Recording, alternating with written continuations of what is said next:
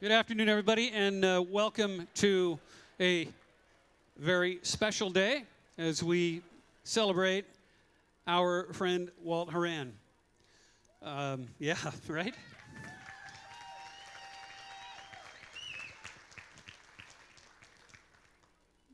We're all going to, I think most everybody will laugh and everybody will cry today, and that's all right. It's a pretty friendly crowd for all that, so...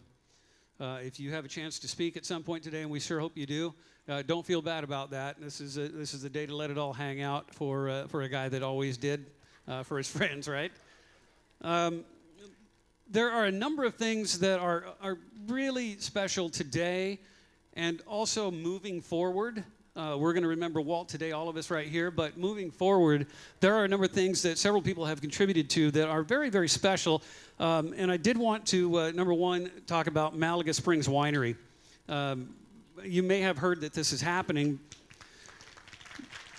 They are dedicating this year's bottling of their whiskey barrels into Walt. It'll be called the WBZ WFH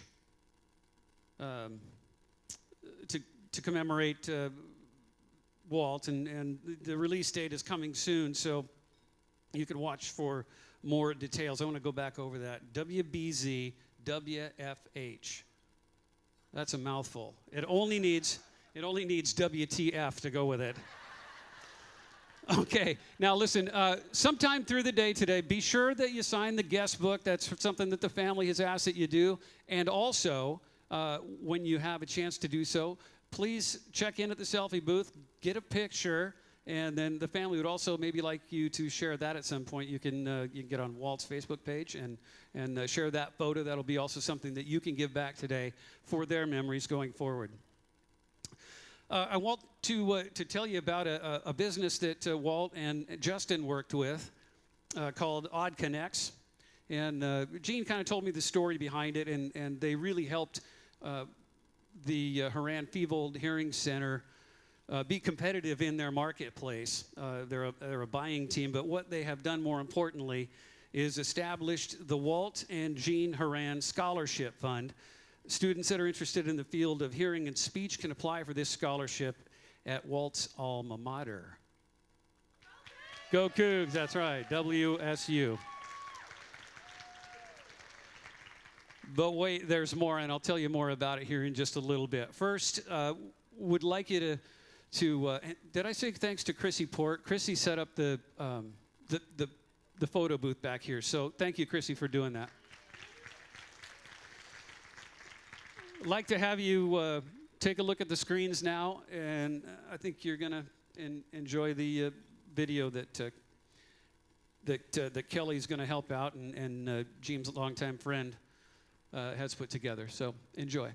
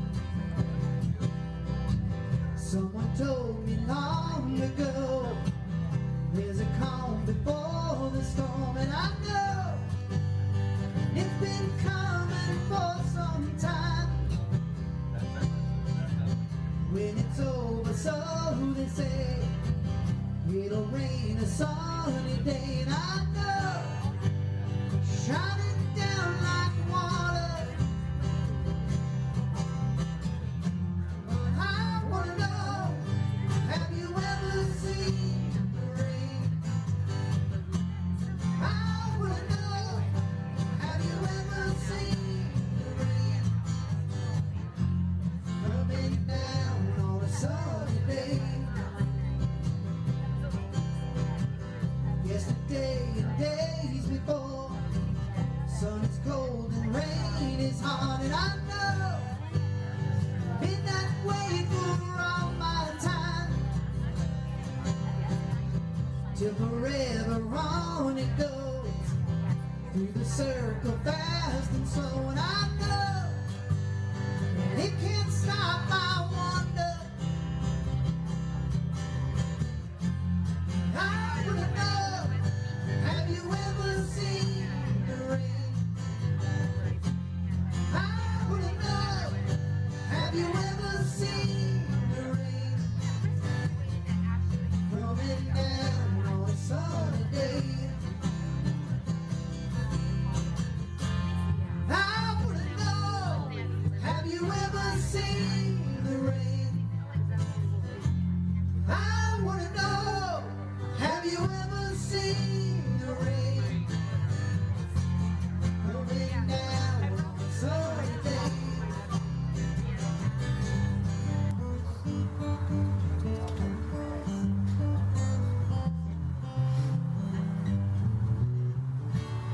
You know I like my chicken fried, cold beer on a Friday night, pair of jeans that fit just right, and the radio.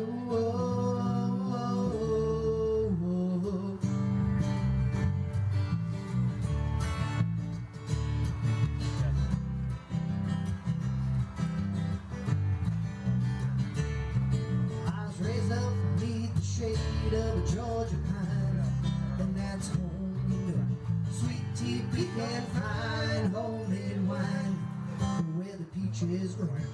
My house, it's not much to talk about, but it's filled with love that's grown in a southern ground, and a little bit of chicken fried, cold beer on a Friday night, pair of jeans that fit just right, and radio.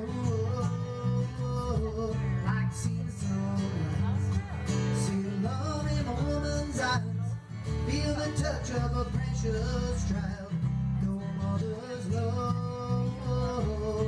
It's funny how it's the little things in life that mean the most. Where you live, what you drive, or the price tag on your clothes. There's no dollar sign on a piece of mind, this I've come to know. So if you agree, have a drink with me, raising glasses for a toast. Cheers, guys, to a little bit of chicken fried, cold beer on a Friday night, pair of jeans that fit just right, and the radio. Like seeing the sunrise, see the love in my woman's eyes, feel the touch of a precious child, no mother's love.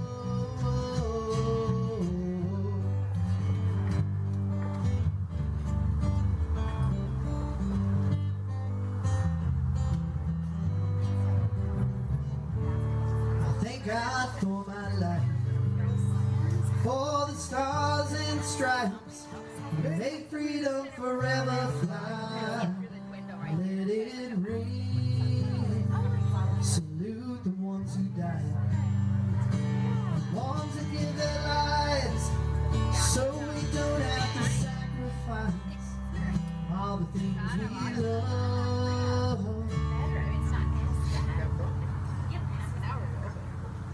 Like our chicken fried, cold beer on a Friday night, pair of jeans that fit just right, and the radio. Like seeing the sunrise, see the love in a woman's eyes, feel the touch of a precious child, no mother's love. Get your little chicken fried, cold beer on a Friday night, pair of jeans that fit just right, and the radio. I like seeing the sunrise, see the love in a woman's eyes, feel the touch of a precious child, no mother's love.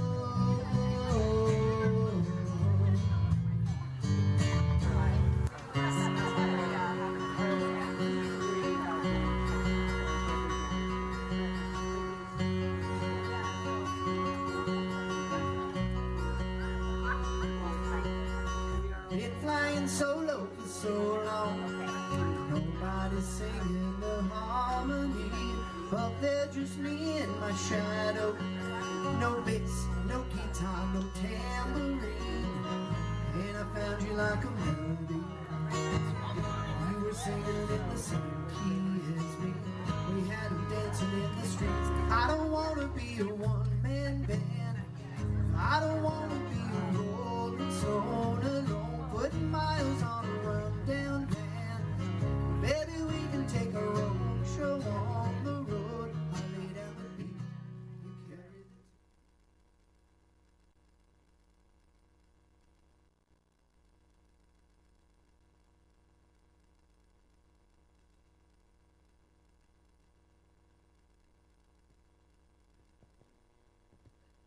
the... Well, damn it. There was a moment in that video which was wonderful, don't you think? Mm. Yes, it was wonderful. It was one of my favorite moments when we would do a gig, Walt sang it, and number one, before I even go anywhere with that, wasn't that good to hear him? That was great. There was a moment in the song that I always loved when we would play during Chicken Fried, and he would stop, and he would encourage everybody to raise a glass. So would you join me? To Walt.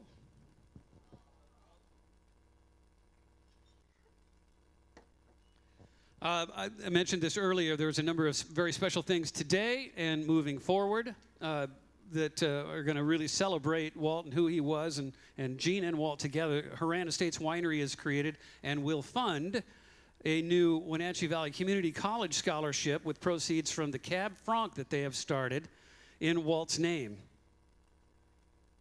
There it is. How about that? Yeah.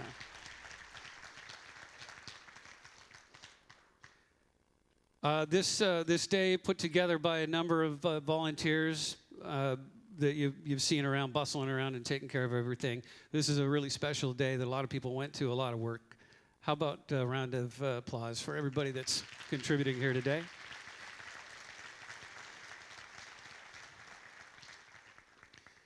I would encourage you later, if you would, to set aside any shyness, because that was not Walt. He was not going to be shy, so we're going to ask that you share some memories, funny story, whatever it is about Walt that you recall and would like to share. We would love to hear that from you a little later. My name is Brent, and if we haven't met before, I was a friend of Walt and Gene's, and I'm just completely honored to contribute today. So thank you, Gene, for that.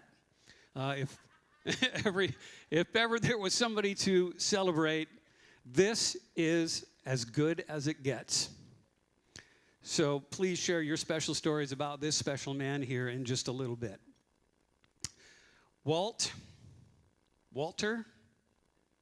Walder, Wally, Walty, Dub, Diva, and Maui Walt. There were a lot of names that Walt would answer to, and I bet there's a good chance that he had multiple names for you too. Some of them could be quite colorful. My friendship with Walt was a little different than a lot of you here. We would laugh at times about how it was possible that we didn't meet until 2020. We have so many of you friends in common. If we were together somewhere and you walked in and struck up a conversation, you knew both of us. And we would visit like the friends that we are. And when you left, Walt and I would look at each other and wonder how we hadn't met decades before. Now, we did once trace ourselves to crossing paths in about 1990 at Derek Pete's place. But it wasn't until the world was introduced to social distancing that our friendship started. Al Rookert and I had talked about getting together to jam sometime, and when we finally put it together, Al said that another friend would be joining us. Dr. Walt Horan. More on that in a moment. So we met at Al's place on a beautiful afternoon, and for good measure, because of social distancing, I think we sat about 12 feet apart rather than 6, just to make sure we were within the guidelines. And we played a wide range of music that day, and I noted among the songs that we played, there was one in particular that seemed to make Walt hit another gear. And I could tell it resonated with him. So after we finished, I asked him a little bit about it and what it meant to him. I kind of like to hear stories behind songs and things that mean something to somebody. And he described hearing it as a kid, and he went on to talk more about how his dad had shaped a lot of his tastes in music. When he shared some other artists that were on his playlist as a child, it was very moving, actually. I loved the way that he told this story. And that day was the day, and I'm so proud to look back and know that was the seed being planted to Walt's groovy little band, No Promises. And you're going to have a chance to hear the guys later today and see a new logo with a very sweet tribute to Walter. Now, I do have some notes here today, and if you know me at all, you know that I'm more of a winging it kind of guy than a reading it kind of guy. But these are important to me, and I didn't want to let them slip away, so I had to write myself some notes. Just like everybody, I loved Walt immediately. We quickly bonded over music. We discovered that we loved the 80s hair band Black and Blue. He taught me about Jim Croce. I turned him on to Steelers Wheel. And I learned a lot of other things about Walt right away, like some hard-coded rules. Among them, almost all sauces were hated. Tartar, mayo, mustard, honey mustard were among the biggest offenders. But he loved a lot of other things. He loved music, he loved wine, he loved the WSU Cougars, he loved Jeeps. Yes? He loved Fun and Tonics. And above all, he loved his beanie. That was the biggest hard-coded rule there was. So there isn't a day that goes by I don't find myself thinking of Walt. I miss my bandmate, my friend, and my brother. I loved him.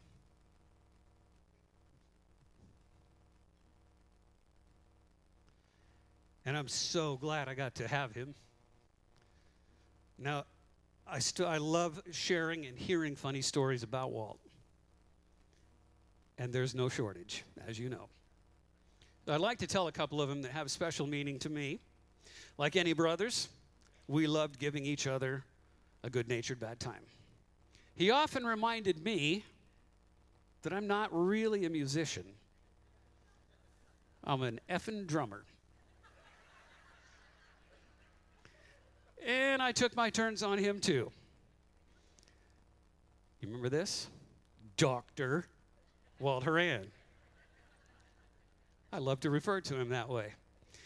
I, one day at lunch, was home making a sandwich, and it was a tuna fish sandwich. I was feeding the dog, and as it would have it, this actually happened. I was making the sandwich. Tuna fish requires what? Mayonnaise. Mayonnaise. I picked up my phone, and I called Walt for the second time. We didn't talk on the phone. I remember the first time we talked on the phone, he was like, this is weird. So I took the opportunity to call him for a second time. He picked up the phone, and he said, not hello, is everything okay? I said, Walt, yes, it's fine. I just got home. I'm having lunch, and I just thought of you. He's like, why? What happened? I said, well, I was making a tuna fish sandwich, and I dropped a big glob of mayonnaise on the back of my hand, and I licked it off.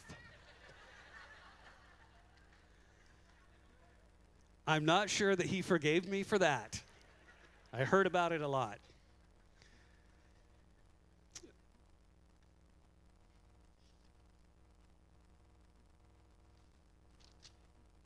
in September of 2020, our band loaded up and we went to Newport, Washington. A wonderful weekend of growing our friendships, and we played a really fun gig. And it's a memory I'm always going to cherish. One of the evenings during the trip, we were all hanging out at an Airbnb that Albert and Walt had rented, and everybody was there, and we just were having just a wonderful, wonderful evening. The cocktails began to flow. I know that's a shocker.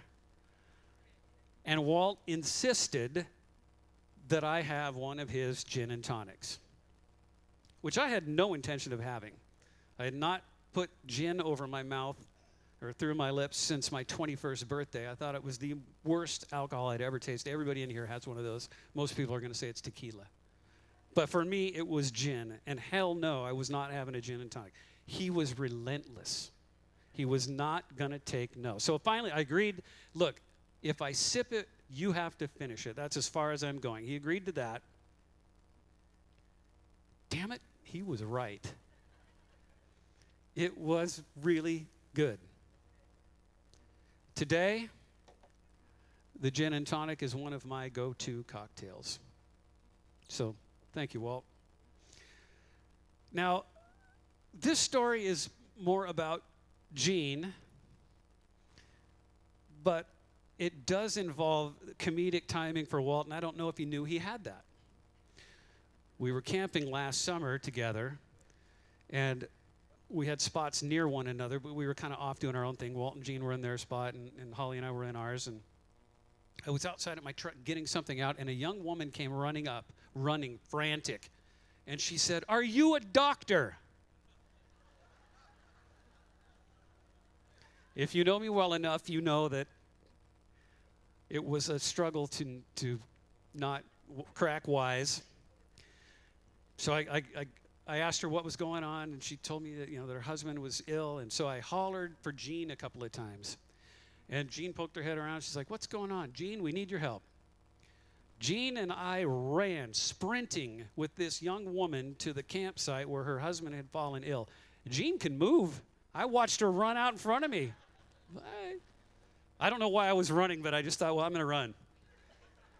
So we got to where we were going, and the problem was that the young man had some, I think he had alcohol and drugs in his system or whatever it was. But Gene was so in control and used all the cool terminology that you hear on Grey's Anatomy. What happened? Did he take something? My favorite was, and I remember this one, his pulse was tacky.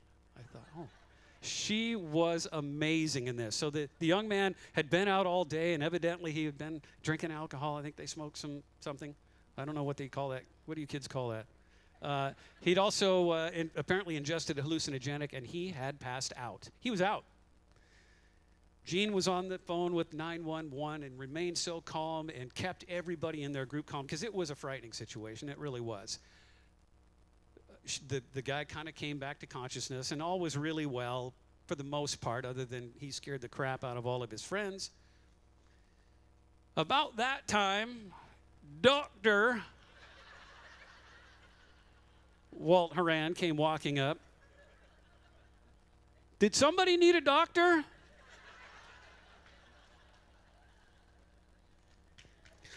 Yeah.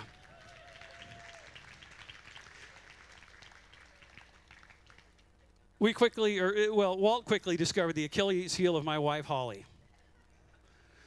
She hates undue attention, and she's hating me telling this story right now. In true Walt fashion, he went right after her weakness. At one of our gigs early on, Walt changed the name of a love interest in a Kiss song from Beth to Holly. That would continue for about 90% of our gigs, and she hated it at first, and finally just accepted it was going to happen. And I'm quite certain Walt was the only person who could have gotten away with this. And when it comes right down to it, all that really matters is that Gene and Walt know how I feel about them. They know what they mean to me. And I'm certain that they love me right back. And I do want to tell a story about somebody who reached out to me in the days after. Our friend Lance. And Lance, I don't know if you're in the house right now, but your message has stayed with me, and it means a great deal. He mentioned seeing a moment between Walt and I at a gig in Manson.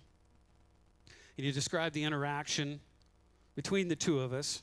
He saw Walt turn around, he came back, and he leaned something over to me, and he said something. And, of course, it made me laugh. I knew what he was doing. It's a moment that we shared at every gig. It's the same thing that he said at every gig. I never knew when it was coming, but I knew that it was. And I'm glad Lance saw that. But it's going to stay just me and Walt's. I'm keeping it. But my point to that is I also recognize that a good number of you in here also have something that's just yours. Take it with you. Walt was simply the best at making you feel special. Earlier this week, I read an article about Taylor Hawkins, who passed away in March. He was the drummer of the Foo Fighters and another musical hero of mine who left too soon. And a quote from one of Taylor's friends has resonated this week with me especially. The best people, sometimes they just burn bright and extra hard. And I think that's fair to say about Walter. Now, Walt has a crazy big family, no question about that. I saw a couple of pictures. You've all seen it. One of the greatest things that has happened since October is I've gotten to meet a bunch of the Willises, a bunch of the elders, and it was awesome. Thank you to the family. It's not a mistake that Gene is the bee's knees. That kind of runs deep in this family. Look, Walt's got a sister, half-sisters, a brother, a half-brother, cousins, nieces, nephews, and the ability to make me cry. He's also acquired some brothers at different points in his life. And I'd like to introduce you to one, Al Ruckert.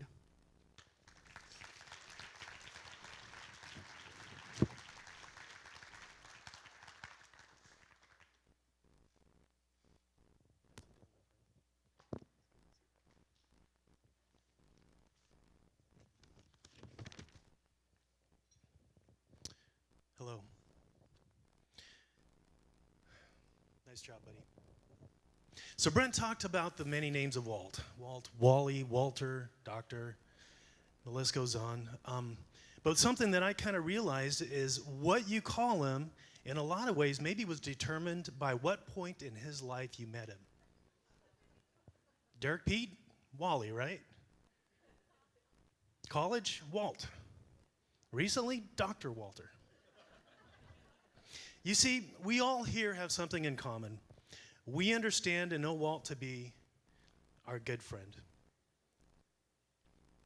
Any excursion with this guy, be it Home Depot, Safeway, a trinket store in Jerome, Arizona, was assured an encounter with some friend that he knew, or at least a fellow Coug. Always, I mean always. Always a go Coug. Walt so touched this valiant state that you have heard about his many tributes. The wine at Malaga Springs, Horan Winery. Doug Bianchi from Bianchi Vineyards is going to dedicate a guitar to be signed by the many musicians that Walter has shared a stage with over the years. The scholarships, what a great opportunity I've had to play with Walter in a band, and our logo now, as Brent said, will bear his initials from this point on. In 1985, I was able to talk myself into a local band knowing 4, maybe 5 guitar chords. Rival, as we were known, included myself, Derek Pete, Stacy Matthews, and drummer Dave Cooper, and of course, Walter Horan on vocals. We held it together for much of a year, 10 months. Okay, 6 months. 6 months, and we racked up an impressive tour schedule of 3 gigs. I left for college. Wally went on to be the front man for High Risk, recording albums. He toured the region, playing in front of thousands of people and living that dream. Fast forward a few years, and actually a few decades. My wife, Sherry, and I reconnected with Walt and his beautiful wife, Jean. We attended a concert featuring Kansas and opening band Rail, which was one of our favorites back in the rival days. We hit it off so well that we did not see the Horans again for the next 6 years.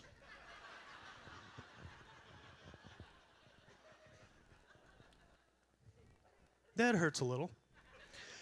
We later formed a friendship that will be cherished for as many days as I have left. We drank together. We traveled together, drank wine, snowshoed, drank wine, paddleboarded, drank wine. And on the paddleboard, that was the beginning of the famous Walter quote, "He looked at me." That's a story maybe Jean will share. And together we formed a band. Our first rehearsal occurred out at Malaga Springs Winery out on the patio. You see, it was in the middle of the lockdown, and we needed a safe, open, outdoor space to meet. Al Matthews generously offered up his space at his winery. Arriving to set up my amp, it became apparent there was more to the plan. There was me, Walt, 22 neighbors that apparently got wind that there'd be live music. And you couldn't buy tennis shoes during this time. Not only was there a crowd, Kathy Matthews expressed her generosity as host, as always, by passing around plates of food and a big bowl of popcorn. But there started no promises. Our band was gaining a great following and quickly became a project dear to both of us and everybody in the band. Wally was once again the front man on stage, and he could not stop singing. It got so bad or good that I would toss in my guitar in the trunk whenever we were to meet up with the Horans, just in case. Impromptu sessions occurred just about anywhere and often. Norwood Wine Bar, Malaga Springs, Bianchi Vineyards, on the sidewalk of Wenatchee Avenue. And we even did a little mini concert in a saloon in Tombstone, Arizona.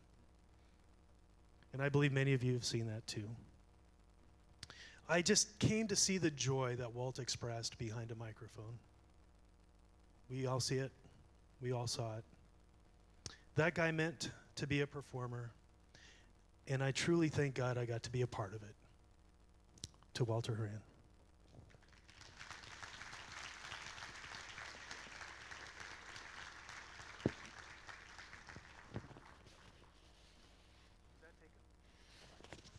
I knew you were going to ask me about that.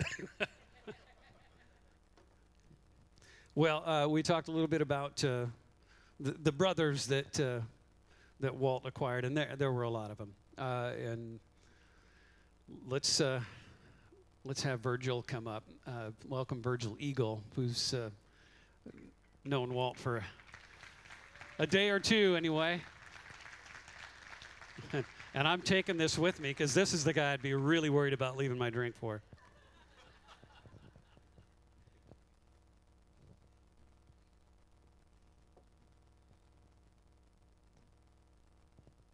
I don't know. Is this on?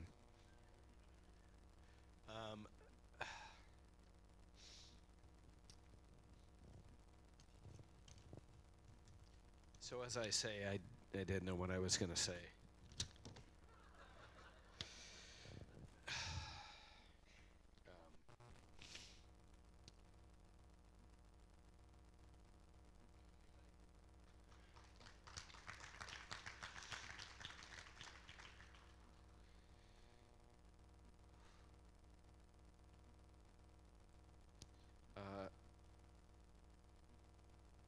This is hard because today was a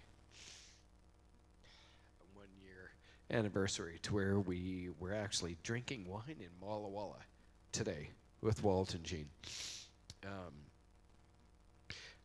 Life is strange. Things change. Today we're here to honor the life and legacy of Walter, as Bill, where are you, my brother? Bill used to say it was Walter Frederick. Horan. I'm like, no, Bill, it's Franklin. Well, what's the F stand for? Franklin.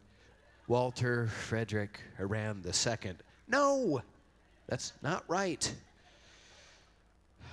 Thanks to everybody for coming out. Walter was,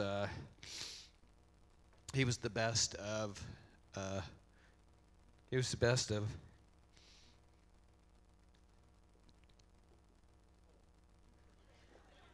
that's good. He was the best of all of us.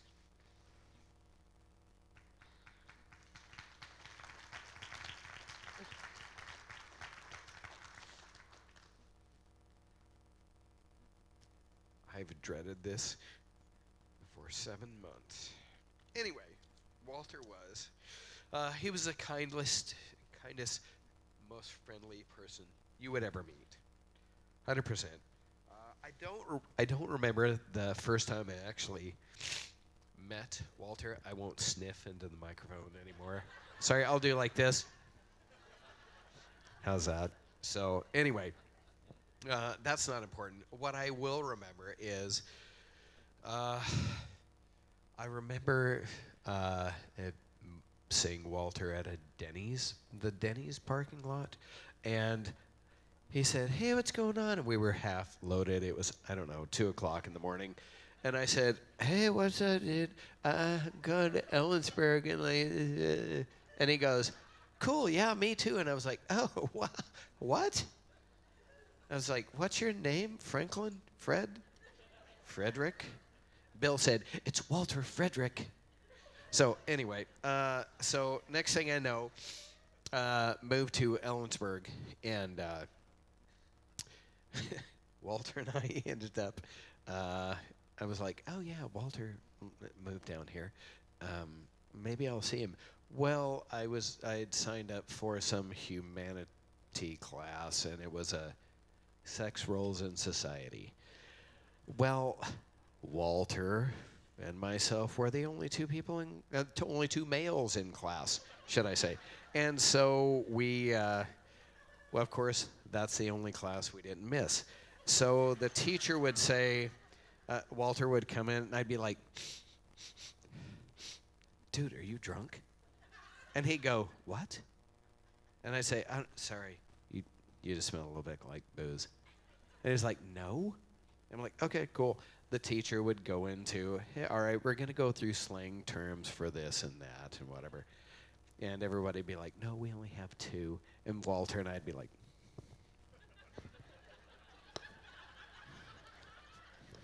and we'd be looking at each other, "Oh, yeah, what about this? Oh, yeah? How about that?" Walter had a way of making everybody feel important.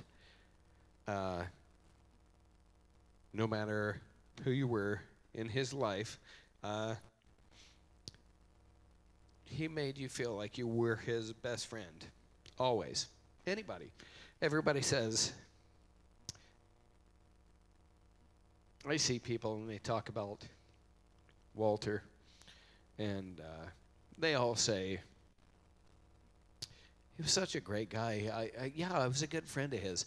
I knew they weren't great friends of his, but everybody that he was around loved him, and he made them feel like he was their best friend. He was comforting. His voice,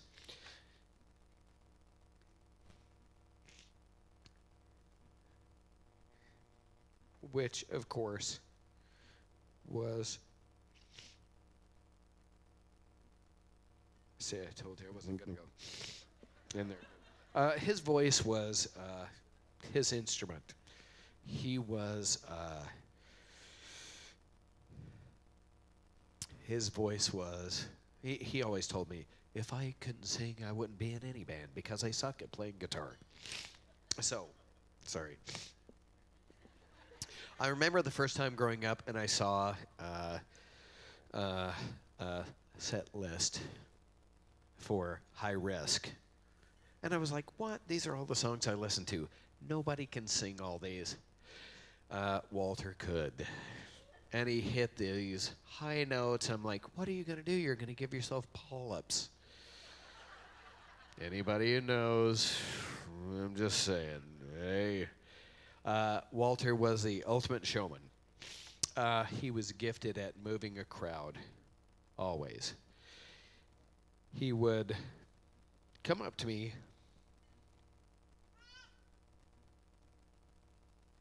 Agreed. He would come up to me and he would always say,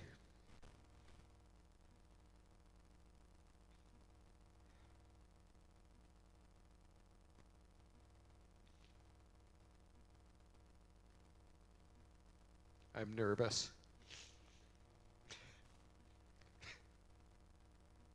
And I would say, why? That's crazy. Why are you nervous? And so he'd always say, you have to sing too. You have to sing too. And I'm like, I know, I will. I know, I will. So we would play at parties, slightly inebriated at times, growing up through college and what have you. And he would always look over at me. And it made me feel important to him, which was something super important to me, because if he had been singing quite a bit, I would try and pump his vocals. I couldn't do anything near as good as Walt could, but I would be singing behind him, and that's what I always tried to do. Walter was always successful. His work ethic, as anybody who knew him, was massive. I would come home on the weekends when we went to school in Ellensburg, and he used to just drive me frickin' crazy. He was up early in the morning, always have coffee ready. Hey, dude, let's go to whatever. And I'm like, no. So he worked hard. He was always a hard worker. I won't tell the story. I said something to Danny earlier, his brother, about animal husbandry when we were in Entiat. But Walter was always everybody's biggest cheerleader, especially me.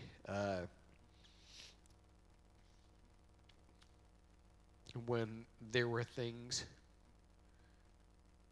I didn't think I could do, Walter always propped me up and told me I could. And that's music, life. It doesn't matter.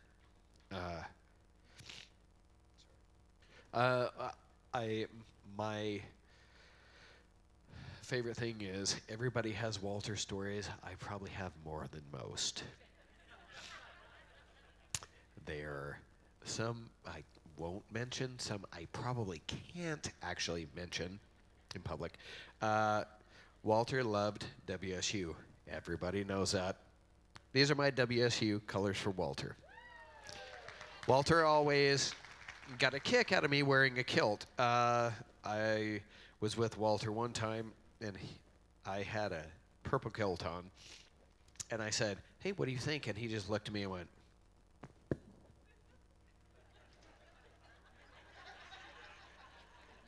and I said, what? And he goes, and somebody said, husky colors? And I went, oh, great, okay, thanks, Walt. So, when we worked growing up in Entiat, Wilbur was the handyman up in Ardenbohr. Well, Wilbur, for some strange reason, named me Arden Boy. I don't know what that meant, what it was, why he would say, Who are you, Horan boy? And I'm like, what the hell is that? Well, so that only stuck for like 35 to 40 years. Walter, up until, called me Arden Boy. He had many nicknames for me. One of them was Hey. Well, yes. Yes, that one. Or, so, my name is Virgil. I'm named after my uncle who, growing up, I had another name. I'd be like, hey, anyway. Walter, like, hey, your name is the same thing as your uncle that you, anyway. I'm just kind of rambling. Anyway. I was always protective of Walter. Walter, every once in a while, Walter liked to have a good time. Everybody knows that. When Walter would have a smidge too much, he would get very quiet. And I would look over and I'd say, are you okay? And so Walter would go,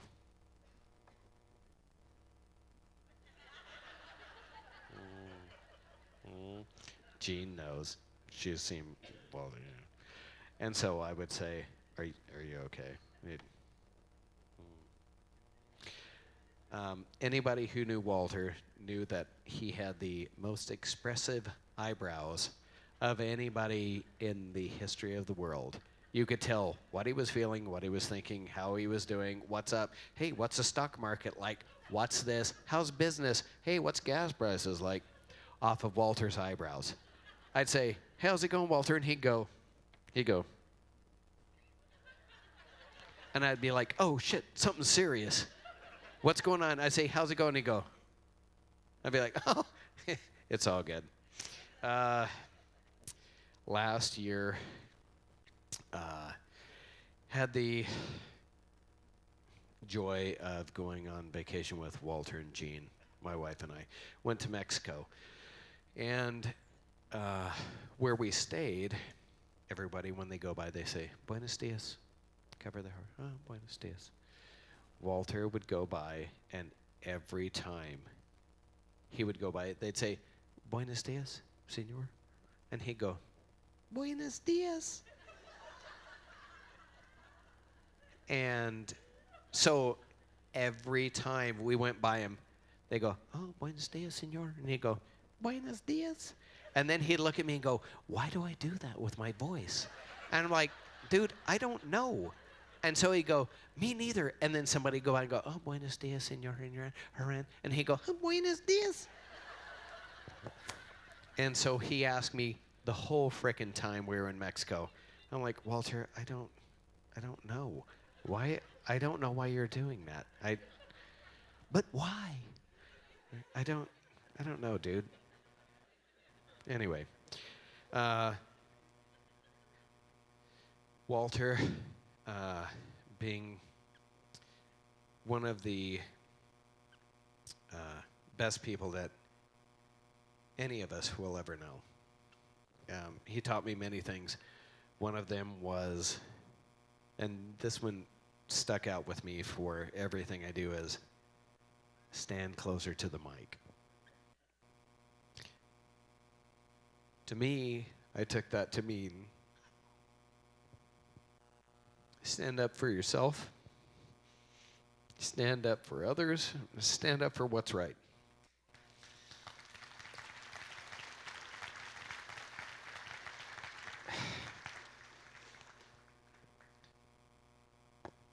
Whether it be stealing the muffler man after we were drunk one night in Ellensburg with Robbie, and we wake up in the morning and the muffler men are like this, standing over a bed, and we're like, what's going on?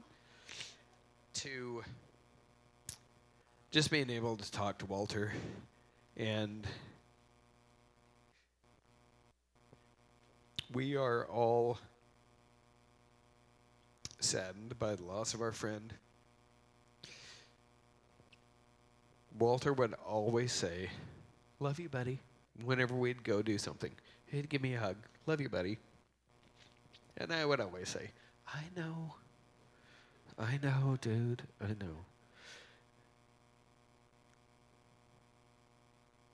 Thank God.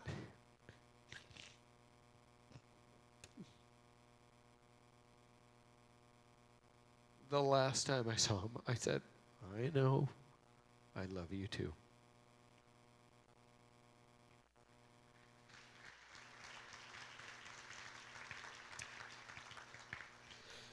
But we are all heartbroken with the loss of our friend and family member. Psalm 34:18 says, the Lord is close to the heartbroken. He rescues those whose spirits are crushed. Mine is crushed.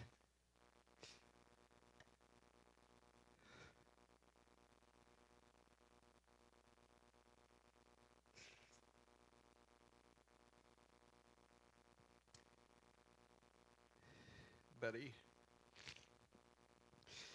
keep rocking with the angels, making them laugh and smile, walking around heaven, singing a joyful song. You'll never be old or never hurt. I can't wait to harmonize with you again. Love you, buddy.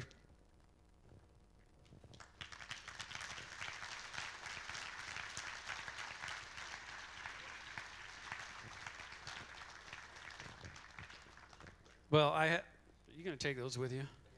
Yeah. I have a little inside information. I happen to know that Walt loved Virgil and Albert very much. And rumor has it he may have had some feelers for Beanie.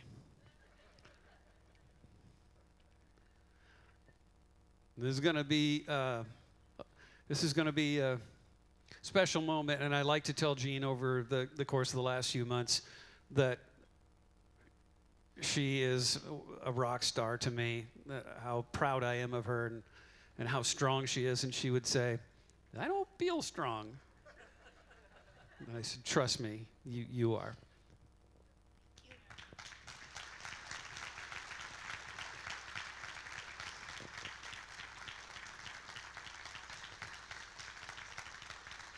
Yeah.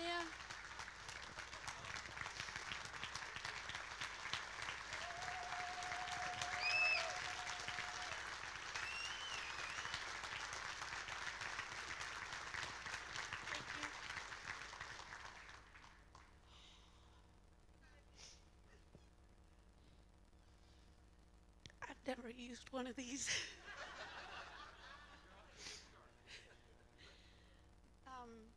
First and foremost, Walt would want us to have fun, right? So we gotta keep having fun and enjoying. I forgot my drink.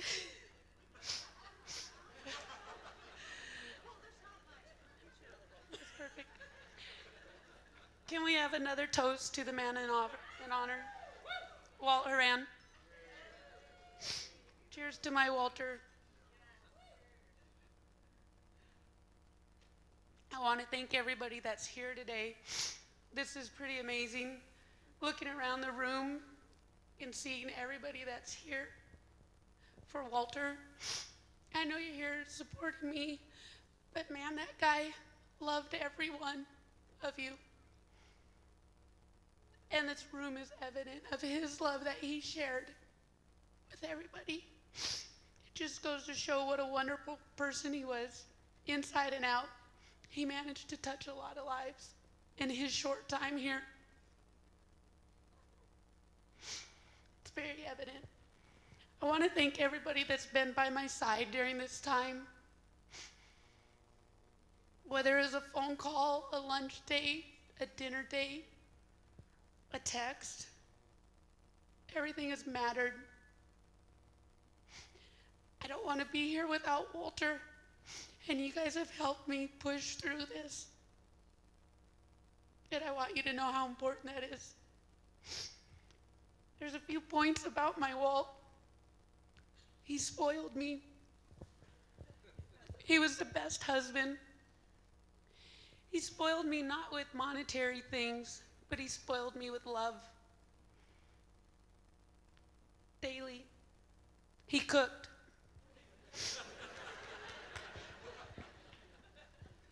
Because he was a picky eater.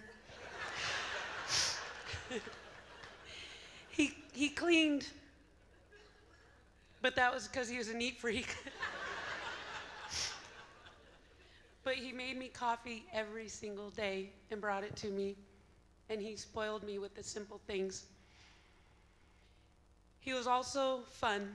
He was always ready to go, all the time. First one up, last one to bed. Unless you guys are there, then you guys might be the last ones there. Last to bed. He was the definition of compassionate.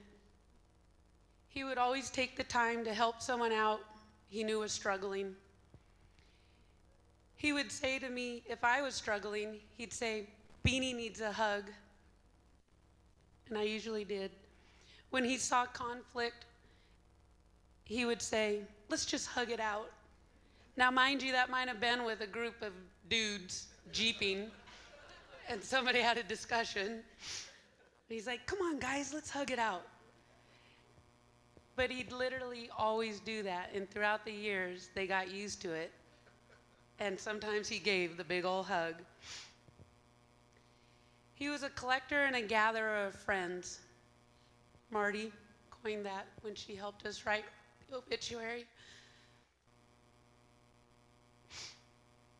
She captured him perfectly.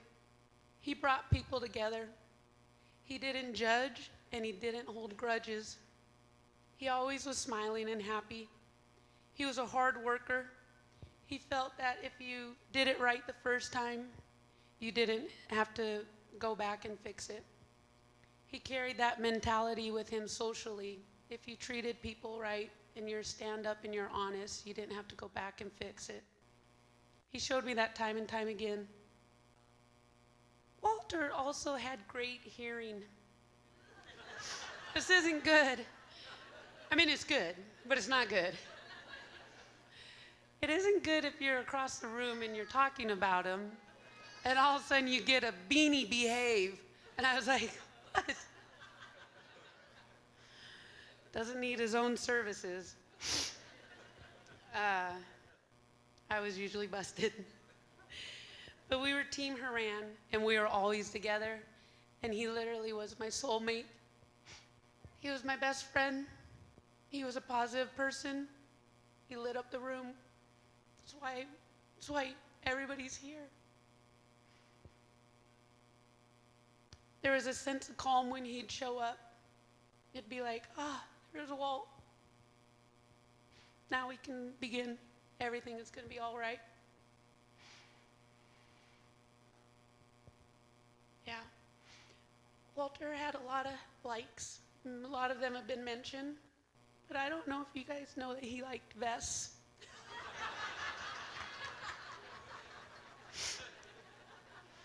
He also liked the Cougs. He liked music of all sorts. He was his happiest when he was singing and performing Lil Maggie. He was happy when he was singing or performing. This could be around campfires or with the band. But that guy loved to perform, and he was genuine when he did it. He also liked golfing, camping, jeeping, barbecuing. His birthday being on Memorial Weekend. It's all about him. We're all barbecuing. That was the menu, was barbecue for Walt. He liked fishing, not for the catch, but for the company. He liked to crab fish, not for the catch, for the company. Laughing, joking, fun and tonics, IPAs, jokes, family, friendship, me. He loved me, and we were a team. But he really liked vests.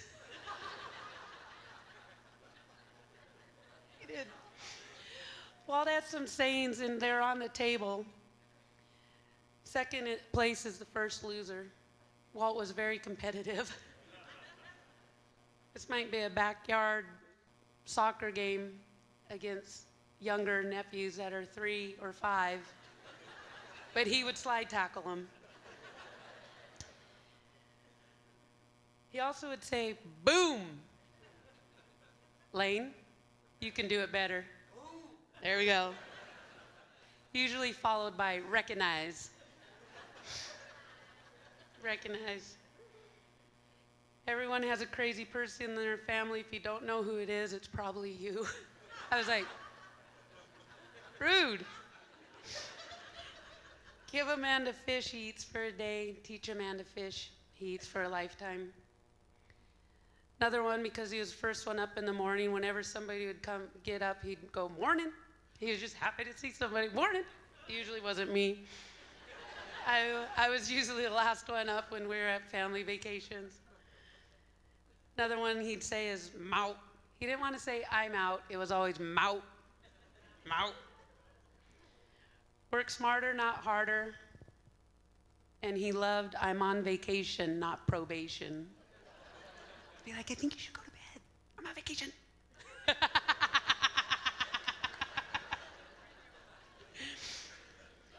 There's some nicknames that Walt had. Obviously, you guys heard them, but he also gave nicknames to people. Some of you might be in the room. Sal Gal, J-Dog, Daniel, Rhino, Miggy, Halls Balls, Benny Boo, Bojo, Precious, Laney Bugs, Cheesy, Rickard, Ass Monkey, Baseball Steve. You're just a keyboarder. Where are you? Where are you, Lippert? Bianchi Donk, Elge, Arden Boy, Effin' Drummer. That one he didn't come up with on his own, but he stole it. There's a Highlander tradition, and in that tradition, they believe that a person's earthly spirit doesn't die if you carry something of that person with you. So if there's something about Walt that is special to you, if you could carry it and continue to do it and keep his spirit alive, we will never miss Walter. He will never be forgotten. For me, whenever I'm having trouble, I've been saying, well, what would Walt do? So I'm just trying to do what Walt would do to get through this. Sometimes I say, help me, Walt. And I know he's there. He helps me quite a bit. So please do this. Keep him with you. Keep his spirit going. And it means I just can't stop looking around at everybody that made it here. It means a lot. Thank you.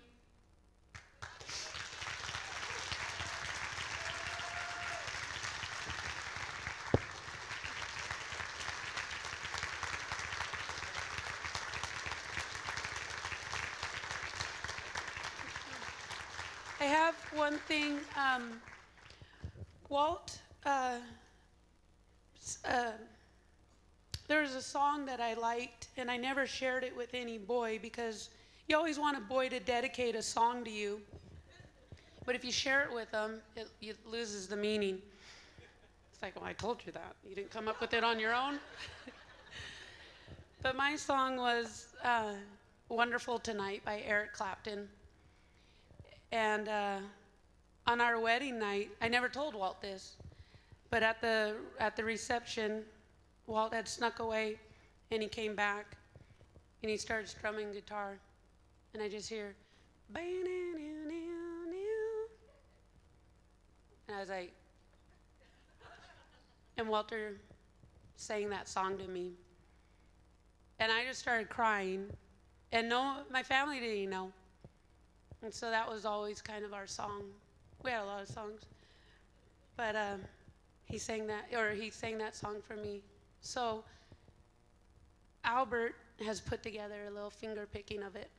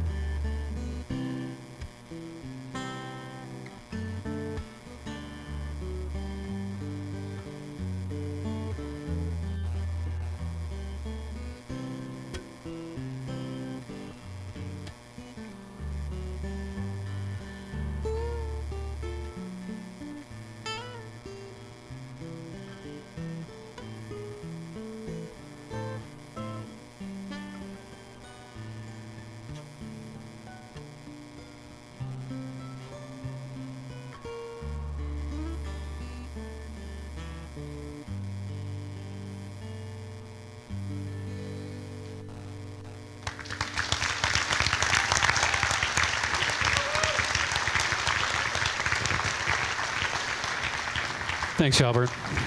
Now, listen, before we ask you to share some of your memories, we want to have you, I think it's audio only, right? A special message from Uncle Hal. I am thankful for the opportunity to say a few words regarding my beloved nephew, Walt. I remember that so many of us mentioned his smile when we were gathering on the internet or on the phone.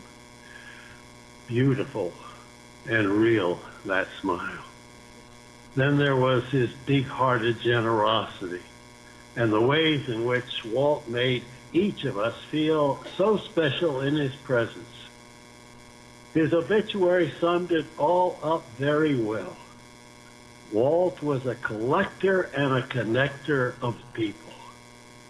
Both Dale and I are grateful for our trips to Wenatchee and how Walt and Jean welcomed us to their lovely home and gathered Sally's and Danny's families for a joyful reunion around a beautiful pool and a bountiful table. I think of Walt's life as a gift of love to us back here in Virginia, and to you as you share your own remembrances of his well-lived life, so much love, so freely given. In your own beloved community where I was born and in which I spent my first 7 years, now 80 years ago. I'd like to close with this ancient Quaker prayer. Will you pray with me?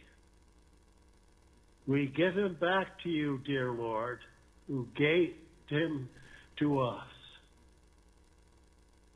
Yet as you did not lose him in giving, we have not lost him by his return.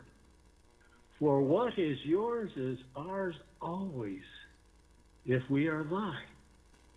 And life is eternal and love is immortal. And death is only a horizon. And a horizon is nothing more than the limit of our sight. Amen. And God bless you all. How about that? I want to back up just a minute to something that Jean had said, and that is, whatever it is that Walt meant to you, you carry forward. And I'm watching Jean do this speech that I can't imagine how hard it was to do. And I thought, I freaking nailed it. She is a freaking rock star. I was right. You are so strong. I had it the whole way. You're awesome, Jean. Listen, we've got some help along the way here. John's standing over here on this side. Dave is over here. Would you please raise your hand and let us know if you have a story you'd like to share about Walt? Go for it, right there. Hello, hello. Well, Gene was talking about the keyboard player. I'm John. I'm the geek with glasses. That was the last member to join High Risk. You're just the keyboard player. I was just a keyboard player. But Walt would sit there, and his only comeback was, well, keyboard players suck. And I go, well, someday you'll reach puberty. All right, I'll leave it at that. Anybody else? We'd love to hear some stories about Walt from you. Just raise your hand if you've got one. Well, I'm his fourth eldest sister, and you have to bear with us because we're all crying. I look around the room, too, and I can remember, like the Eagle Boys, I can remember so many of you guys. And I want to tell a few funny stories about Walter. I remember when my mother got pregnant with him, and Kim and I and Debbie and Joy, and it was raining really bad one day, and my mom wanted to go walking in the rain, and God, she was just as big as could be.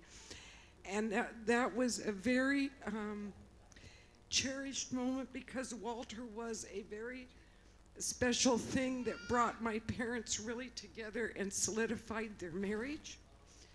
And that's why Walter was given the special name. And my son that I gave birth to was born on Walter's Day, and I gave him my father's name. So it's like, and it's happened in our family. It's a family tradition to give certain names to children.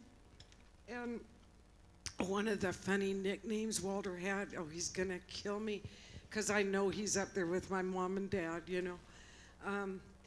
They called him Walter Wart the Freaky Frog. And I can't remember, I think it was my sister Kim who came up with that. Anyway, I remember when my mother was in the hospital and we almost lost her, Walter came up with a little frog, and that meant so much to her. And then he did some funny things growing up. Well, we lived out in Sunny Slope, as a lot of you know, and one day I was in 6th grade, and I got called out of my classroom. They said, you've got to go down to the other room. Your brother Walter is out there in the parking lot, and he's in his diapers. And I said, oh my God, you're kidding. And so we were raised on a funny farm out there in Sunny Slope. Anyway, so I took off and I ran down there, and oh my God, there was Walter with Rosie O'Grady, who was a 2,000-pound hog. And he had let Rosie O'Grady out and walked across the street to the school in his diaper. And my mother was down tending, I think one of the animals was giving birth, and he was trying to find James. God, that was so funny having to walk him back home. I'm telling you, I mean, everybody's looking at you like, oh my God, here's this little kid and his diaper sagging and everything. And then the other thing he used to do that was so funny is he would come out and he had my mother's nylons on, and we'd say, oh my God, Walter, what are you doing? He said, oh, they're so warm. And oh my God. Oh, and then as he started getting older, well, my mother sang. That's why so many of us in our family do sing. My mother sang James Taylor, Carly Simon, King of the Road. I mean, you name it. Funny songs, all kinds, Jim Croce, all of them, you know. Well, anyway, one day, Walter, he says to me, he's in the kitchen.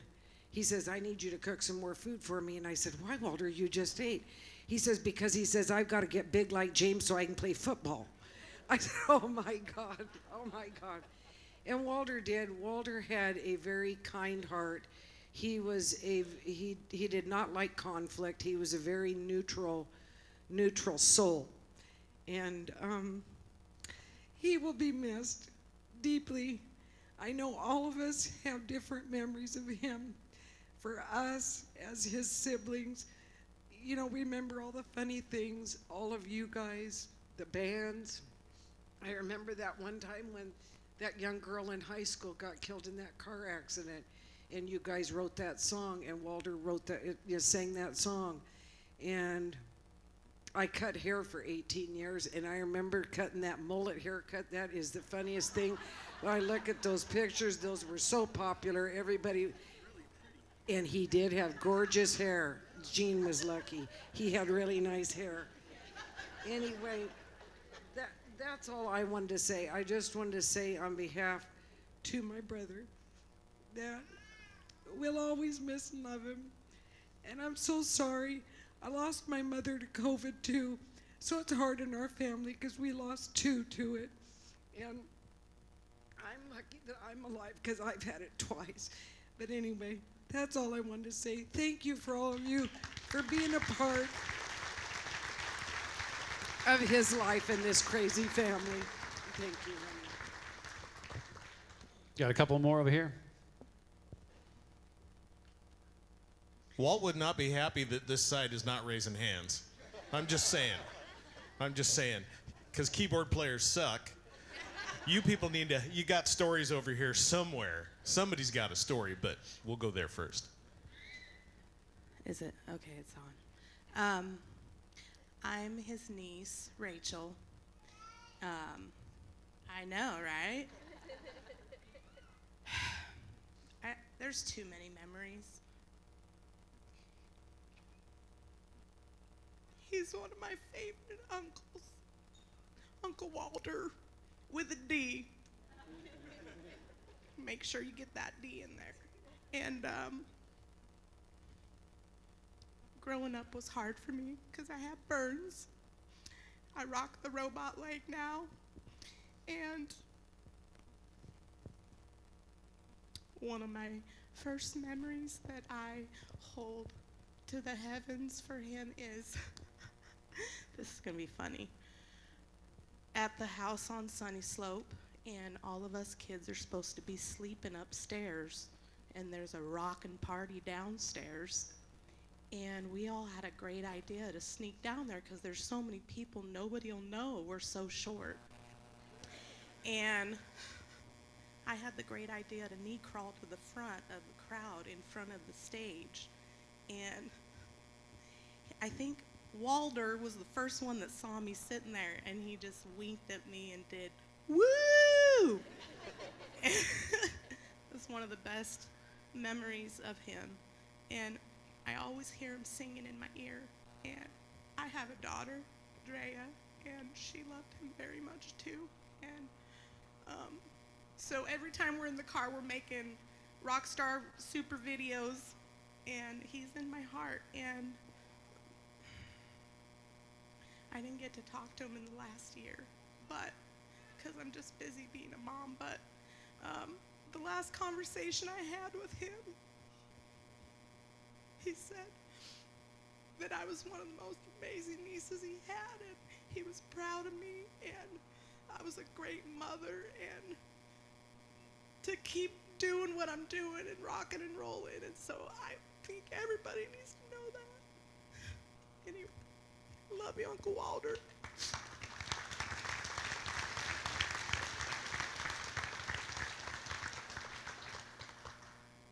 My name is Tom Horan. I am Walt's first cousin, and I spent many summers out here working with Walt on the orchard, which is now Confluence State Park.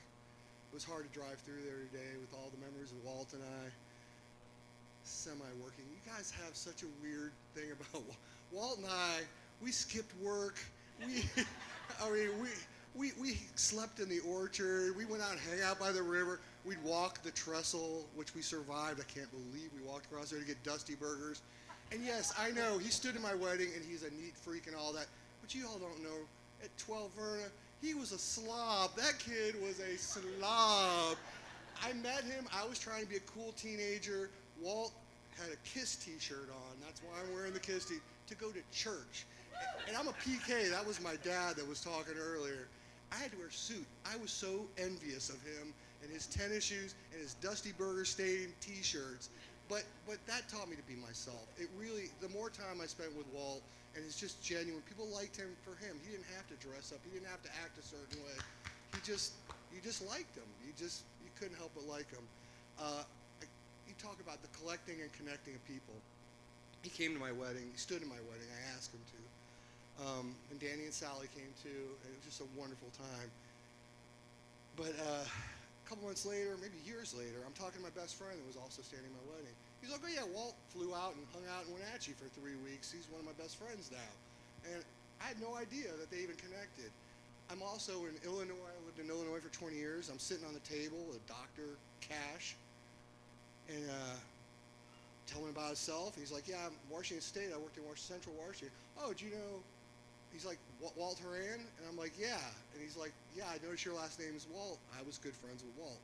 So people even in Illinois, my doctor was friends with Walt. So I miss him a lot. He was, that family, the summers I spent out there, they are my family. They're my brothers and sisters. They're definitely not my cousins. They're my brothers and sisters, and I love them all dearly. But I love Walt the most. We got anybody on this side of the room? Hand? You're getting hand? closer, Here we go. Dave. Here Look we at go. that. Hey, my eyes are bad, but I can hear.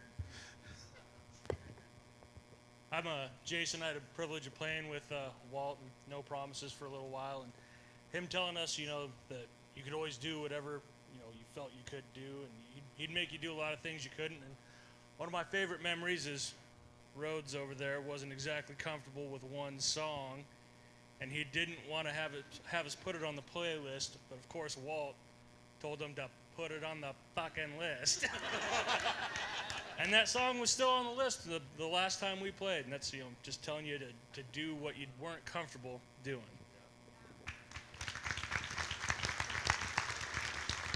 Okay, we got another hand. Well, I hope that I can find the right words. So I'm Danny's oldest son, Oliver. I felt like I should say something because that man just filled every single room he was in with an endless amount of love. And I have to say, I'm usually the type of person that kind of silently observes my family. I don't really make too many connections with the people around me other than just kind of existing there. But I definitely sit and enjoy everybody around me and just watch them interact with each other, watch them love each other. And I think I'll always remember my uncle as someone whose smile just lit the entire room. His laugh bounced off every single wall. If he was in the room, you would know he had such a presence. And as soon as he walked in, everybody was happy. As if he was there, everybody was happy. And I can feel the energy of everybody around me just light up if he's there. And I can still feel him now, so I know he's not gone. But it is weird to be anywhere that he usually would be without him now. But like I said, I can still feel that he's there. And I can still feel that same energy and that same light that he used to carry with him everywhere whenever I'm with my family. I would consider him immediate family to me. He was always around my entire childhood. I swam in his pool when I was a kid. I listened to him hassle BJ and Danny all the time. I would watch him cuss at the rest of the family with each other. They'd just go back and forth, and I'd just be sitting there on the couch But I always really enjoyed watching him interact with his siblings, interact with my cousins. My entire life I've just been watching him spread joy everywhere that he goes. And everybody that knew him, you could tell that they knew that they were fully loved with his entire heart. And I can't say that I have any specific memories or any specific quotes. I just know that he was always there making me happy. And I think that that's just always how I'm going to remember him. I'm always going to, whenever I think of him, I just think of him smiling. Just think of his, bright, happy, smile, and he puts it on you, and you are the only person that exists. And I'm never, ever going to forget that about him. I'm going to carry him with me for the rest of my life. I want to be the type of man that he was. And, creating myself as one, I couldn't find a better example than my Uncle Walt. And I guess that was all I really wanted to say. Thank you.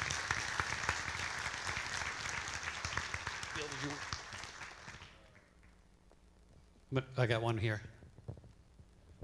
Well, I'm also one of the Horan cousins, as Tom is, and because I have the Horan voice, I don't really need this microphone, but I'll use it anyway. So I first met Walt, and kind of to give you a little bit of a family perspective here, because there's a lot of our family here, and we've got, I think it was Al who said, we've just got a big-ass family. It's just as simple as that. Walt and Sally, who are our grandparents, had, I think, by my count, I think they had 5 children, and those 5 children had 22 children. And then when you start adding all of the grandchildren and all of their spouses and all of their children, it just it blows your brains out. It's just crazy. And a hell of a lot of them are here today as well. And when I was growing up, when I was probably 12, 13 years old, we lived in Bothell. And we used to come and vacation in Wenatchee, where my Uncle Mike lived and my grandmother lived. And that was when I really got to know all of my Uncle Mike's family. My Uncle Mike was my favorite uncle. He was also my dad's favorite brother. They were really close all the time growing up, and I became very close to my Uncle Mike as well. I just adored my Uncle Mike. And I remember when Walt was born, my first memory of Mel Walt, a lot of people have been saying the same thing, it's his smile. But the first time I saw Walt smile, he was walking around with nothing on but a diaper. And he had a way of walking through a room, even when he was a little baby, with a diaper on, with that smile, looking like he was the host of the party. You know, he's like walking around, everybody having a good time, you know? Can I get anybody anything? You know, he didn't say a word, he just smiled. But, you know, that was kind of like and I don't think he ever lost that. I mean, I think he had that his whole life. And it's weird looking at the photos of him. It was like, you know, you saw the mullet and you saw all of the boy band stuff, and then you saw the later years with the beard. I mean, sometimes when I think of him in the diaper, I actually think of him in the diaper with the beard. And knowing Walt as a little baby, if he had the power to do it, he would say, yeah, cool, I'll try that, you know. But what was really special, one of the special things to me about Walt was when I graduated from Washington State, my wife and I moved away to California. And life takes over, right? You move away, you start a new life, you may have new friends, you got your job, you've got everything else, and before you know it, time's just marched on. And you start to sort of miss the things that you had, that you love what you have, but you miss the people that you kind of left behind, and you feel a sadness about that and a missing it, but you're not quite sure what to do about it. Well, Walt knew what to do about it. Walt got in touch with me about 6 years ago, and he said, me and my sister, Sally, we want to come down and see you in California. When's a good time? And I said, tomorrow. And they came down with their spouses, and we got to know Gene, and we got to know Sterling. And it was kind of weird. I was driving over to pick them up at the hotel. Yeah, and everybody. And I was driving over to pick them up at the hotel, and I was talking to my daughter, Emily, and she was saying, aren't you excited? And I said, yeah, I'm excited. I'm a little nervous, too. I mean, are they going to still like us? I mean, are we, like, weird? Are they going to be the same people we remember, you know? I mean, and it was strange because as soon as we got to the hotel to pick them up, it was like we'd never left. We were all a little older, but we were like the same people. And I don't think we stopped talking for like 5 hours. I mean, I think if we could have just stayed up all night in that restaurant or that bar, we would have. I mean, it was unbelievable. And they came back the next year, and then we came up to Washington State, and we had this just mega party at Gene and Walt's place, which was, I think to this day, of all the parties I've been to, and at 64, I've been to a lot of them, it was just a night that I'll never forget. And what was not just great was connecting again with Walt and realizing that the great little kid that I knew was now the great, wonderful, fun, cool man that I know and love. But also it was seeing now all of our children meeting all of their second and third cousins and finding out they all like hanging out too. And it was kind of like now there was just this massive sort of continuity. I was going to write something out to talk, and I didn't write anything out, so I'm just kind of like rambling.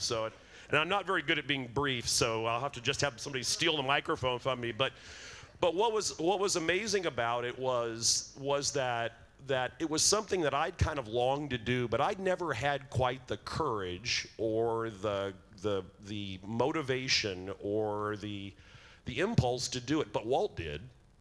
And when he got us all back together again, we're never going to be apart again. I mean, it's just as simple as that. And hearing my Uncle Hal talk to us earlier, and seeing my cousin Tom here, and seeing Jean and her dad and mom over there, and all of her sisters and her family, and of course Sally and Danny and all of their families, and all of our extended families here. And then also to see the sea of people here that I don't know, but I know loved Walt just the way we loved Walt. And I told somebody that didn't know Walt, I was talking about who we'd lost. And of course, people are always sympathetic when you tell them that someone's passed away, sorry for your loss, and all that. And I told him, he was a guy that was kind of special. He was kind of one of those guys that if you just met him and talked to him for about 10 minutes and you got the impression that he really liked you, it was because he did really like you.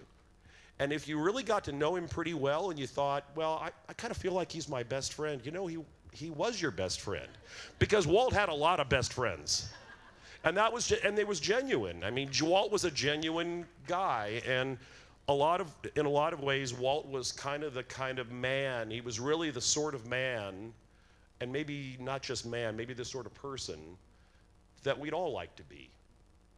To be naturally and goofily the way we are, to be serious when we need to be funny when we don't need to be loving, to be caring, to be a good husband and a great man, and to be a role model.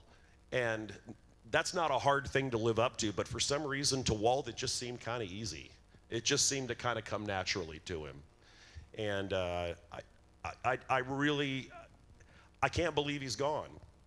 And I think Oliver said a minute ago that he's not really gone, and I agree with that. He's still with us, and he'll always be with us. So.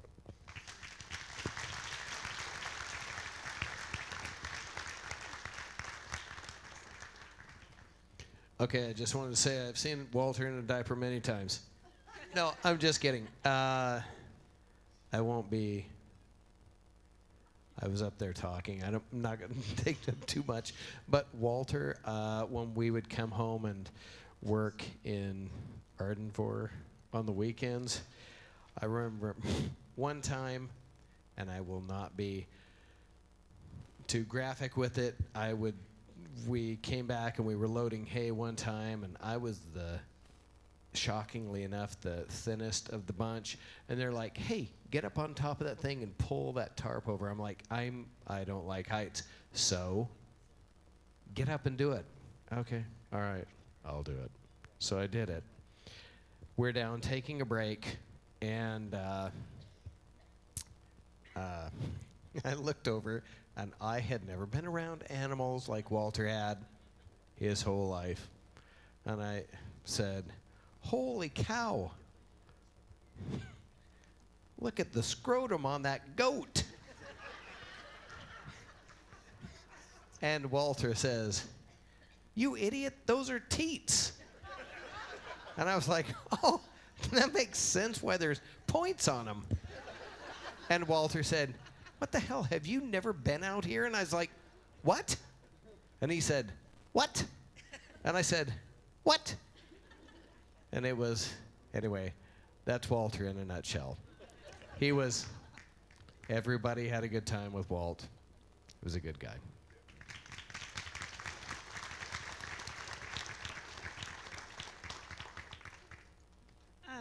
I've known the Horan family for quite a few years. My dad managed the Horan orchard forever. So when you said that story, Walter worked for my dad out in the orchard along with him for a few summers. And when you talk about the railroad trestle and stuff, I think it's a guy thing, because us girls never could do that. But yeah, the guys do it. I just wanted to say, it's kind of a little funny story, maybe. But in the summertime, when Walter did that, he was also in the 80s when he was doing the band. So he would sing in the orchard to my dad. He would practice out there, and my dad thought that was pretty cool, because he thought it was cool that Walter would do that. And he did have that long, funky hairstyle. But none of us kids could ever do that, because it just wouldn't happen. But he thought it was my dad thought it was cool. He'd come home and tell us about it every night. But he was pretty cool. I thought Walter was actually a pretty cool guy. The last time I saw Walter was this summer. Actually, I saw Walter and Sally at the Waterville Fair. I just found out about the No Promises band. I wanted to take my mom so she could hear Walter sing. And then I found out about the COVID with Walter, and I just couldn't believe it. But anyway, I guess we'll have to go hear him play some other time, but maybe the new band. But I'm just sickened over it. I'm sorry, Jean, Sally. I mean, you guys, everybody, the whole family. All right, I think we're going to do maybe one or two more, and then we have other business to get on to. Anybody want to go real quick? I'm another one of Uncle Walter's nieces. He's got a few. And I wrote something for him, so. My Uncle Walter was the man, and each moment with him was like the first breath you'd taken in a while. He showed his love with a heat and a fire that still burns to this day. In a crowd, gravity seemed to direct its pull towards him, and throughout my life, he wasn't shy in trying to embarrass me. But try as he might, I just thought he was the coolest uncle. I mean, when I found out he was in a band, my uncle's a badass meter broke its capacity. There's no competition. I hope it's not rude of me to say that I see your face and every double middle finger's held up. Or that your clever curse words and phrases are among my favorites. To me, you were the image of an adult full of youth and had the tenacity to prove that you're worthy of rich love and good fortune. You've kept everyone sane down here and safe and given unyielding amounts of grace and faith. Hell, if anybody's doing great up there, I just know it's you. I think I speak for everyone when I say that we owe a great deal of thanks to you and your beautiful wake. You've accomplished something great in each member of the community you helped raise. It's not a wonder there's a room full of people that hope to share in the honor of your name. You're an example to look up to, a hero to be paid in the highest respects at our table, a golden boy, if you will, through and through. Being a part of your life, love, and family is a blessing I could never repay, and I'll try my hardest to live a life you'd be proud of. P.S. I'll miss your fiery, smart assitude, most of all, and yes, I just made that word up for you. And thank you for all the soccer games, track meets, and for making it to my graduation. I'll always want more time with you, though my heart couldn't be fuller of your life lessons. And to be one of the many kids you guys raised. Thanks for making me feel so special and so lucky to be loved by you. Cheers to the champ himself.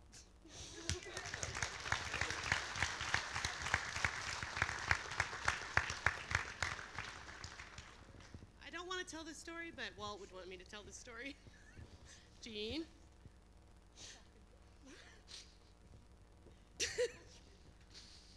It's hard because when you have good people around you, life is good, really good.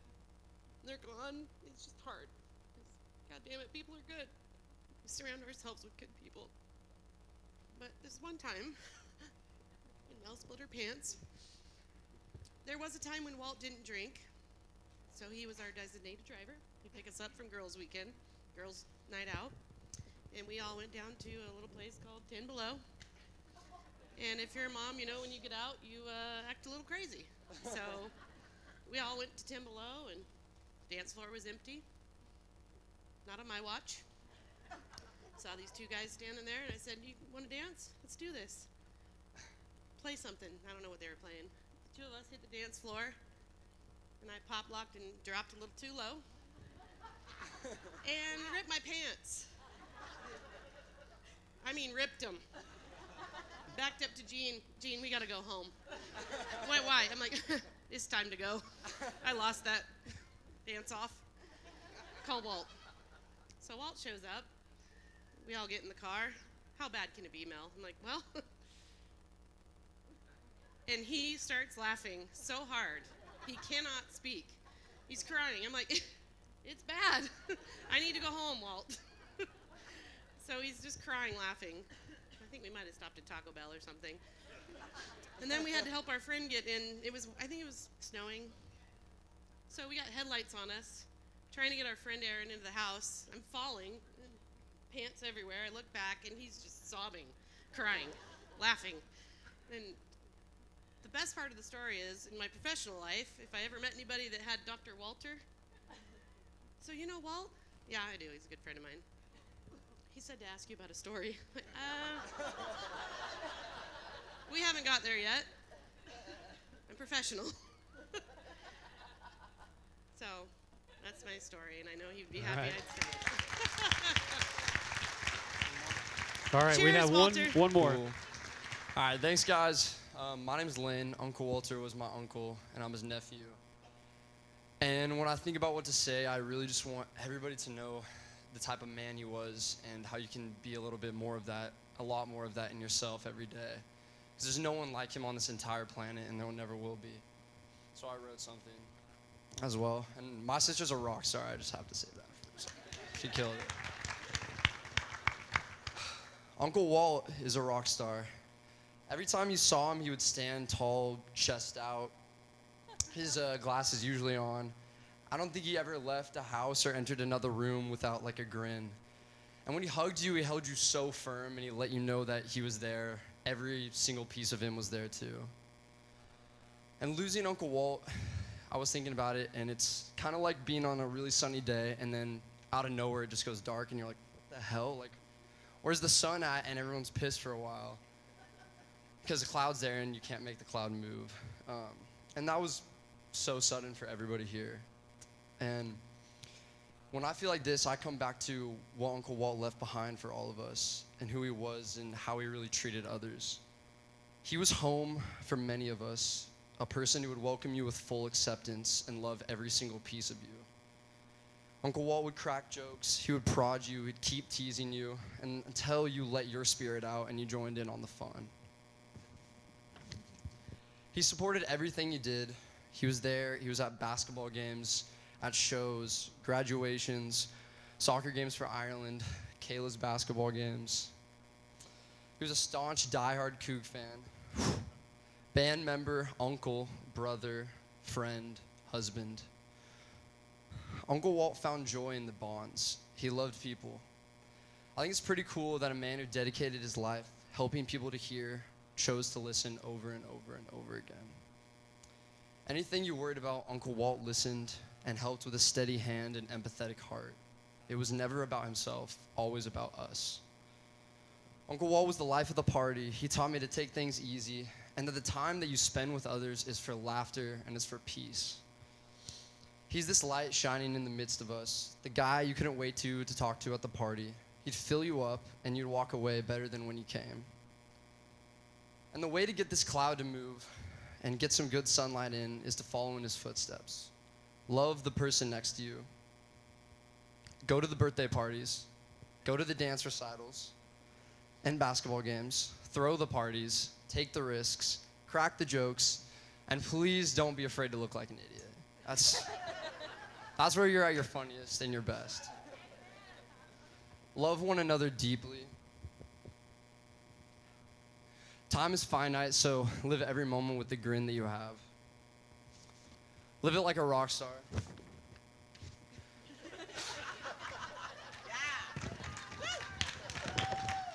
Thank you, Uncle Walt, for giving me family, showing me how to be a man that brings people together. Thanks for protecting and loving your family and friends. And thanks for leaving behind a world that's so full because you were there to touch every single person that you did. I love you.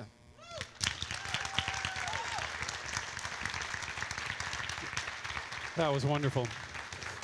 Something that we're going to get on with some really, really neat stuff here in just a minute, but something that Rachel said, his niece here a minute ago, made me think of something that occurred to me months and months ago that I've thought about over and over and over. And she said Walt was her favorite uncle, right? How could he not be? Kayla, how could he not be your favorite uncle, right? How could he not be your favorite brother, Sally, Danny? How could he not be your favorite nephew? We started this band and we had the best time. He was Arch's favorite member. He was Albert's favorite member. Everybody that came to see us, he was the favorite person in that band. He was my favorite person. He was my wife's favorite person. To Walt Horan. On behalf of the entire family and Jean, thank you for coming today. I am so proud to announce No Promises.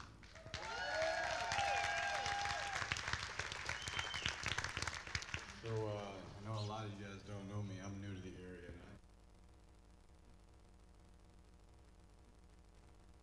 One time out at Bianchi Winery, and you know, you guys are all proof that we live on, because it's through all of you and hearing your stories that I've gotten to know. I am not usually ever nervous to perform, but Virgil, now I'm nervous.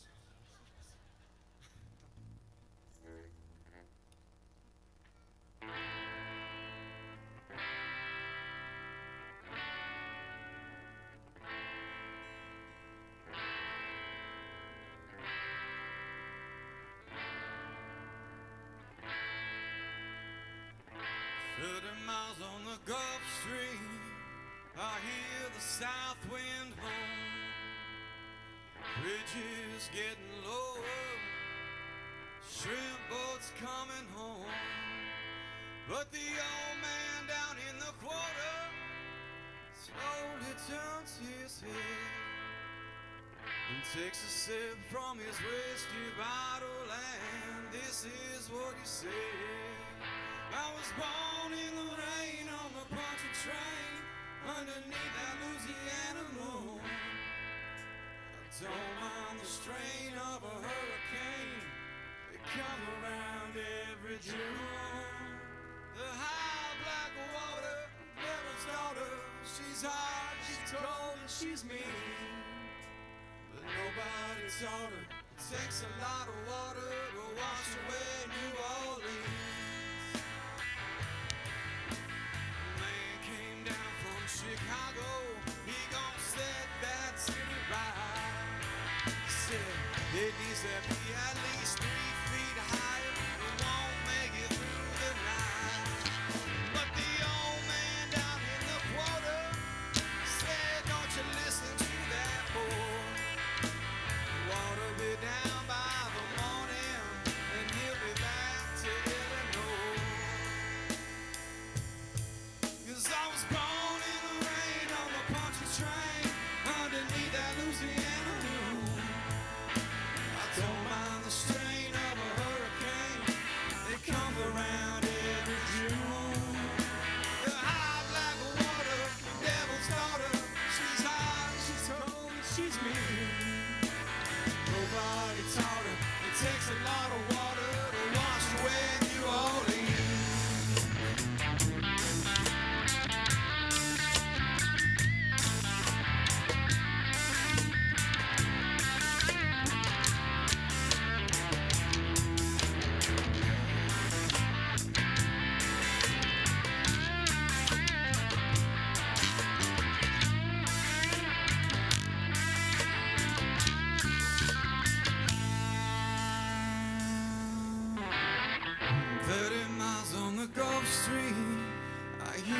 South wind moan, bridges getting lower, shrimp boats coming home. But the old man down in the quarter slowly turns his head and take a drink from his whiskey bottle, and this is what he said. I was born in the rain on the punchy train underneath that Louisiana moon. I don't mind the strain of a hurricane. They come around every June. The high black water, the devil's daughter. She's hot, she's cold, and she's mean. But nobody taught her it takes a lot of water to wash away New Orleans. 'Cause I was born in the rain on the punchy train underneath that Louisiana moon. I don't mind the strain of a hurricane. They come around every June. The high black water, the devil's daughter. She's hot, she's cold, and she's mean. Nobody taught her it takes a lot of water to wash away New Orleans.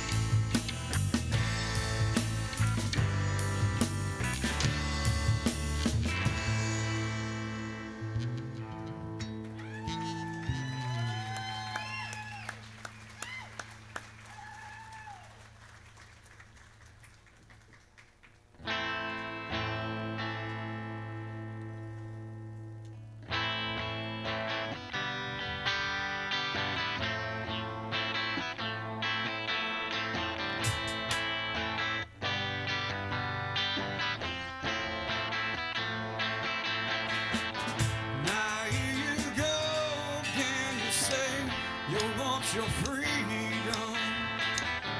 But who am I to bring you down? And it's only right that you should play the way you feel it. But listen carefully to the sound. Dreams of loneliness are like a heartbeat drives you mad. In the stillness of remembering what you had and what you lost. Oh, what you had. Oh, and what you lost. Oh, thunder only happens when it's raining. And players, they only love you when they're playing. Now I say women, they will come and they will go. But the rain washes you clean, and you will know. You will know.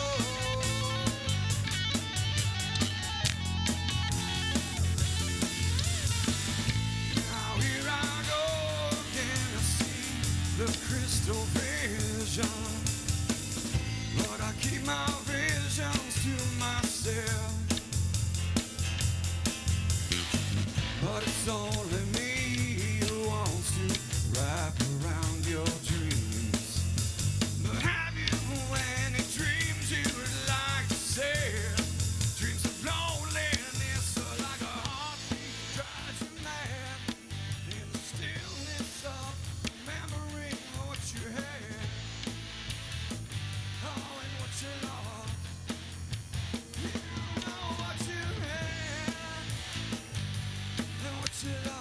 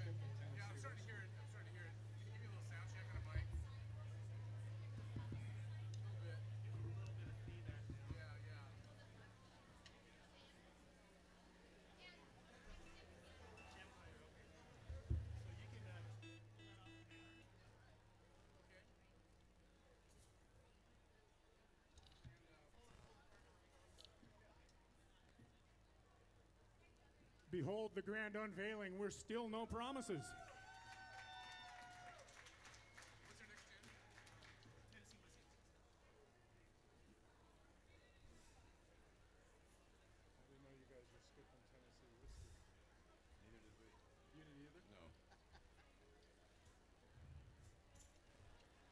Gotta keep you on your toes.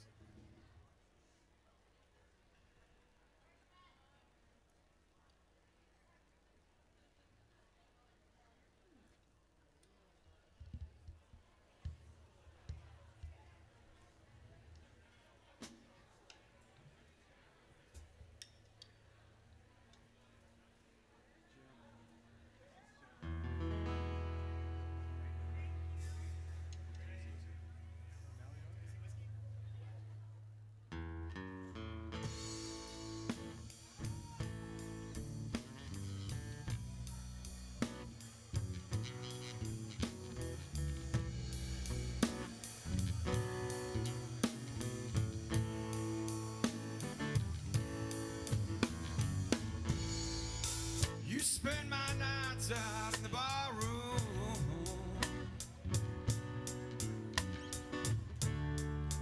Liquor was the only love I've known.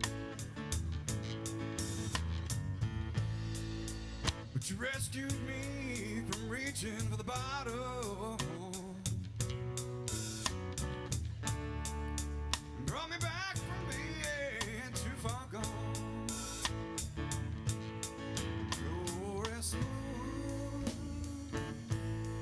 Tennessee whiskey,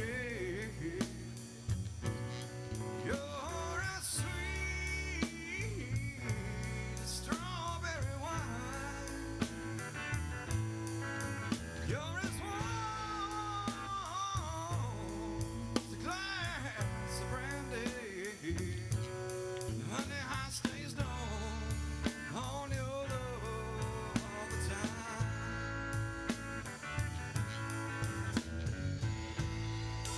I've looked for love in all the same old places. On the bottom of the bottle, it's always dry.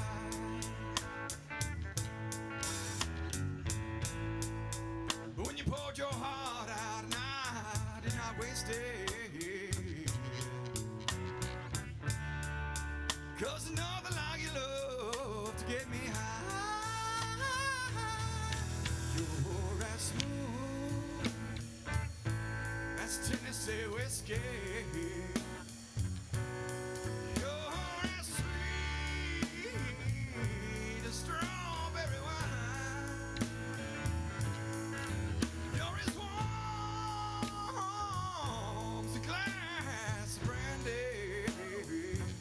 And honey, honey, I say stone on your love all the time.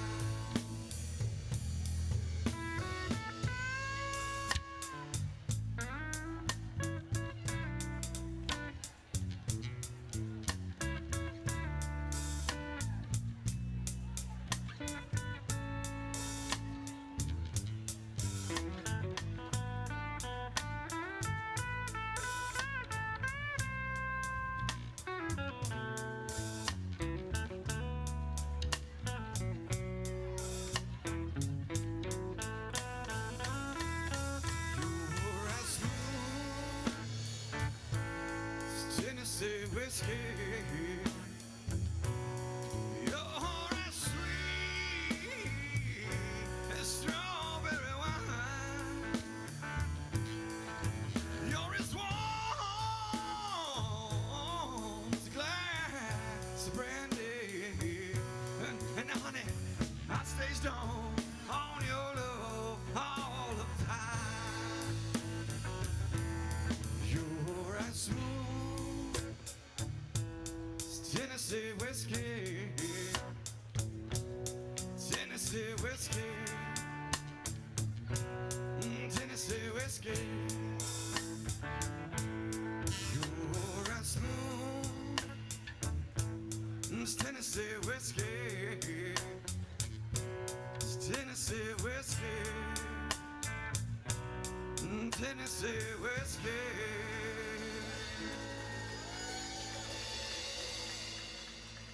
Thank you.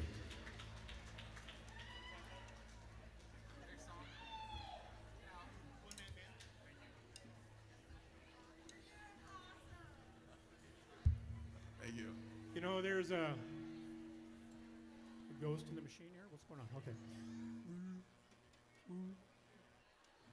Anyway, you know, a lot of people told a lot of great stories about Walt. You know, it's funny. I don't have any really great stories about Walt, but the moments that I have are ones that I'll cherish. For me, it was just moments that we shared on stage, locking eyes in the middle of a song, and just, you know, nodding at each other for a note well played or a note well hit vocally. Those moments I treasure all the time. And this next song is one that, for me, when I sing this song, I feel connected to Walt. I feel like I'm pulling some energy from him, comes through me. On this particular, now a lot of songs remind me of Walt. Pretty much everything we ever played with him will make me think of Walt. But this one is really something special to me.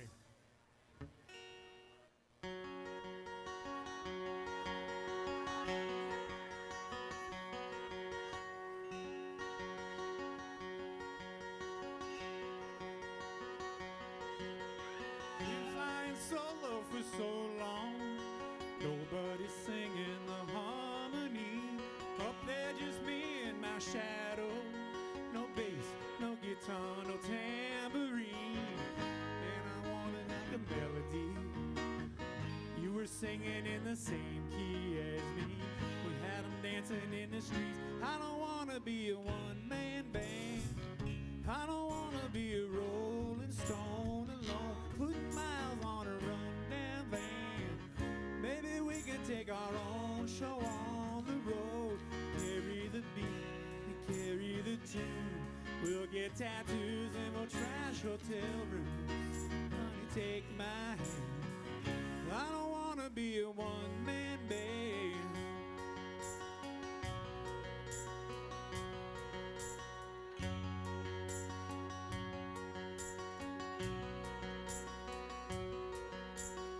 I wanna run down your wild dreams. I wanna chase every high with you. Count every rip in these old jeans. We'll never learn how to sing the blues. If I'm gonna be famous, girl, I wanna be famous with you. We got our own little group. I don't wanna be a one-man band. I don't wanna be a rolling stone alone, putting miles on a rundown van. Honey, we can take our own show on the road. I'll lay down the beat, you carry the tune. We'll get tattoos and we'll trash hotel rooms. Honey, take my hand. I don't wanna be a one-man band.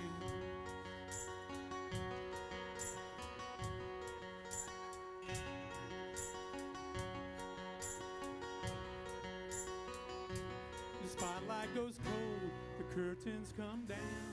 Those all stacked and there's no one around.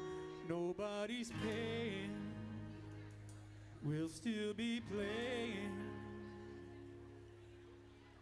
Well, I don't wanna be a one-man band. I don't wanna be a rolling stone alone, putting miles on a rundown van.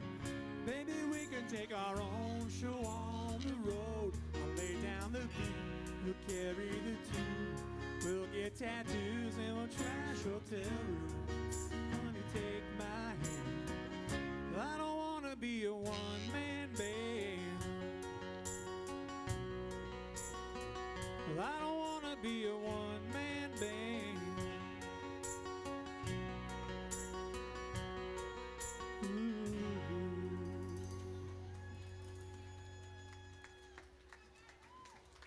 Go Cougs.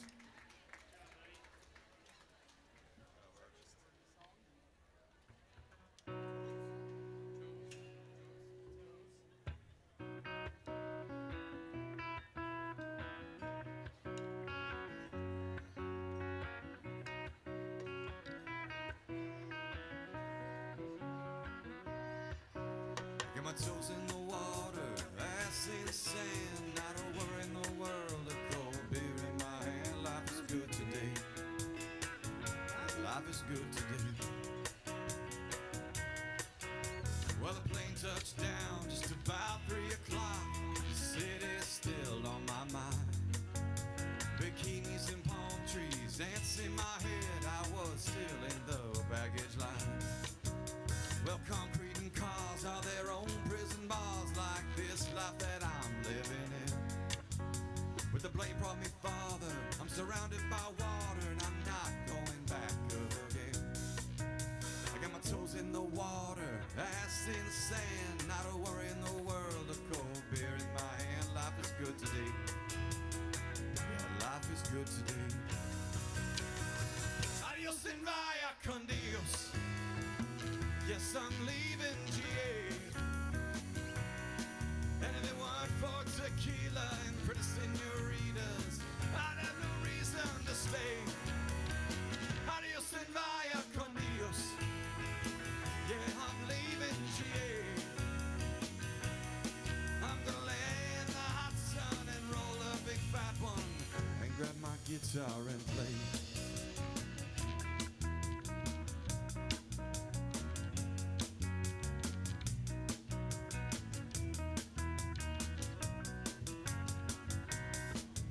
Well, the 4 days flew by like a drunk Friday night as the summer it drew to an end.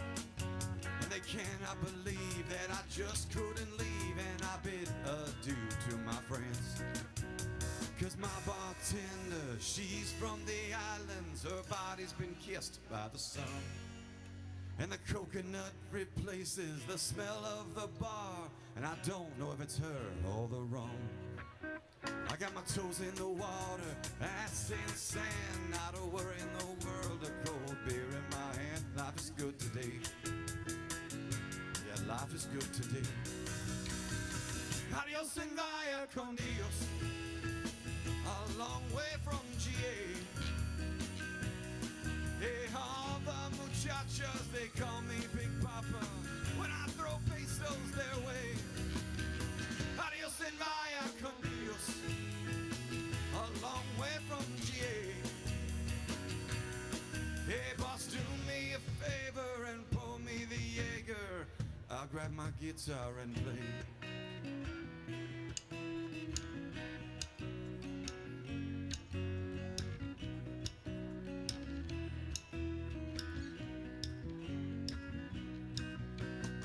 Adios and vaya con Dios. Going home now to stay. Cause senoritas don't care when there's no dinero. I got no money to stay. Adios and vaya con Dios. Going home now to stay. I'm just gonna drive up by the lake and put my ass in a lawn chair, toes in the clay. Not a worry in the world, a PBR on the way. Life is good today. Yeah, life is good today.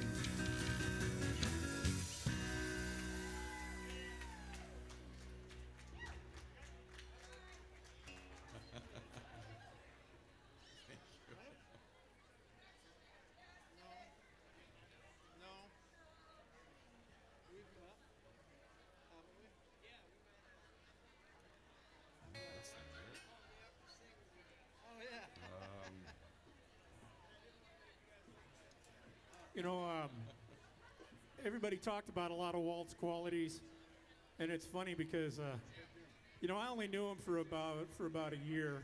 Fortunate for me that I was introduced into that family, and holy smokes, I mean, what a great ride. And it's funny because there's a lot of those little quirks that, you know, I kind of felt like other people have said, it makes you feel like you're his best friend and you're the only one that matters. And I'm like, does anybody else notice that eyebrow thing, you know, for example?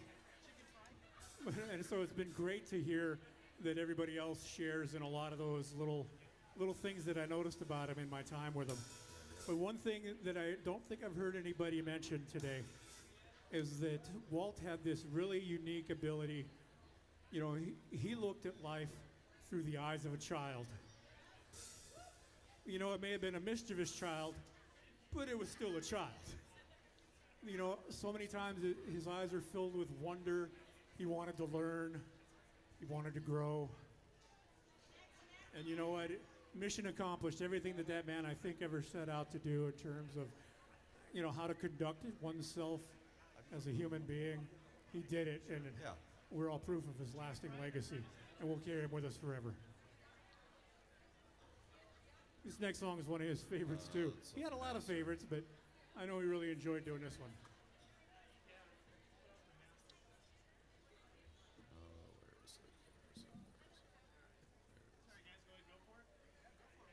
Yeah. Let me find it first.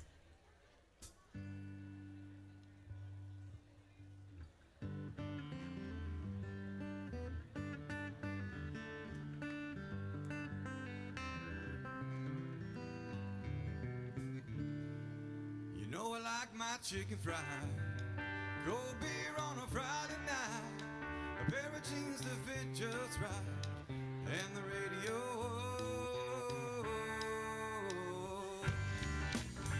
Plenty of room on the dance floor, people.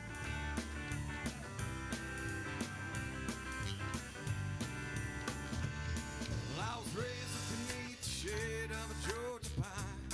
Well, that's home, you know, sweet tea, pecan pie, and homemade wine, where the peaches grow. In my house, there's not much to talk about, but it's filled with love that's grown in southern ground, and a little bit of chicken fried, cold beer on a Friday night, a pair of jeans that fit just right, and the radio. I like to see the sunrise, I see the love in my woman's eyes, I feel the touch of a precious child, I know a mother's love. Well, it's funny how little things in life that mean the most, where you live or what you drive or the price tag on your clothes. There's no dollar sign on a piece of mind, this I've come to know. So if you agree, take a drink with me, raise your glasses for a toast. Now let's get them all up in the air and do a proper toast for Walt. Here's the Walt.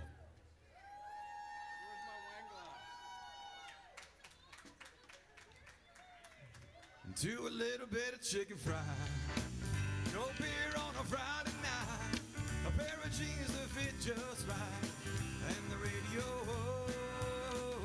I like to see the sunrise, I see the love in my woman's eyes, I feel the touch of a precious child, I know a mother's love.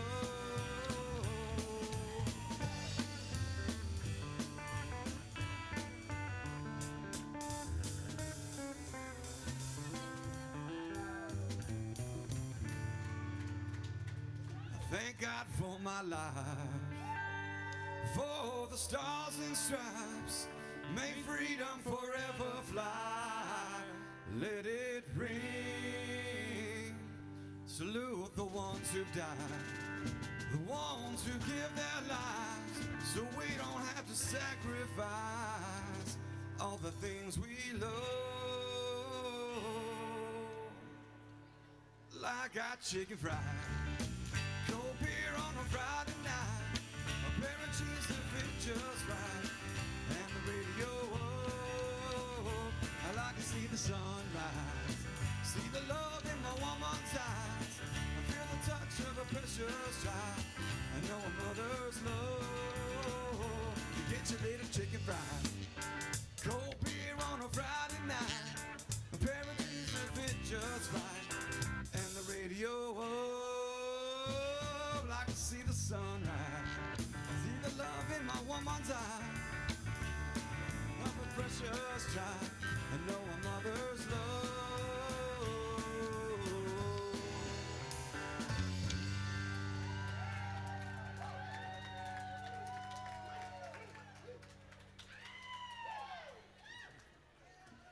Whoa, whoa, whoa, whoa, whoa, whoa, whoa, whoa.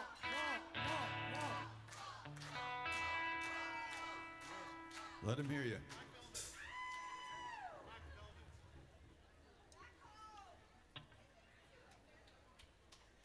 All right, right, guys, there were no promises. Here's a good one. I love this song. Here we go. See if you recognize it.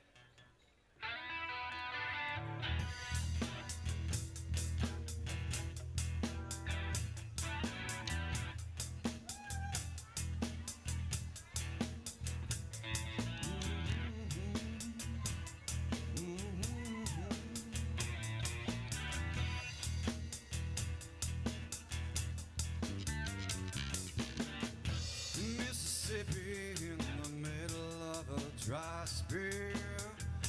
Jimmy Rogers on the Victrola up high. Mama's dancing, her baby on her shoulders. The sun is setting like molasses in the sky. The boy could sing, knew how to move.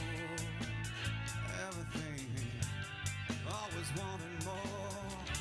He leave you longing for black velvet in that little boy's smile. Black velvet with that slow southern style. A new religion that'll bring you to your knees. Black velvet, if you please.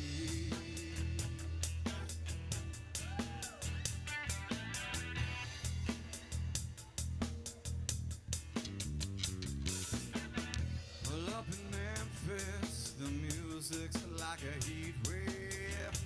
White lightning bound to drive you wild.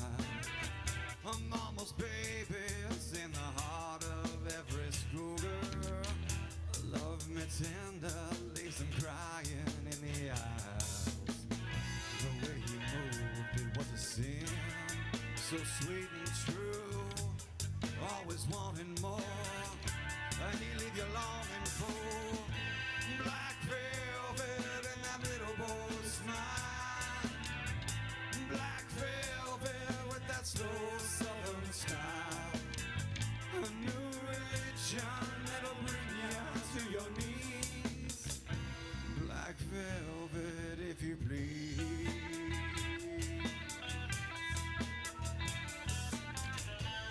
Every word of every song that he sang was for you.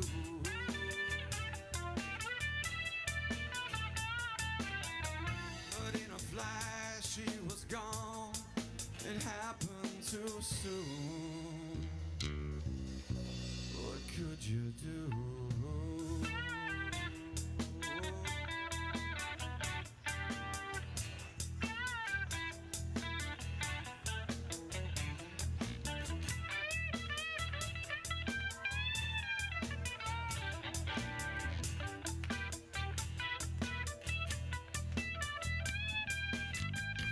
Black velvet and that little boy's smile. Black velvet with that slow southern style.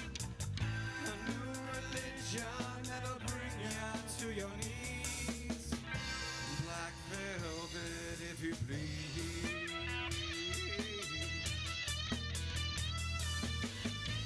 Black velvet with that little boy's smile. Black velvet with that slow southern style. A new religion that'll bring you to your knees. Black velvet, if you please.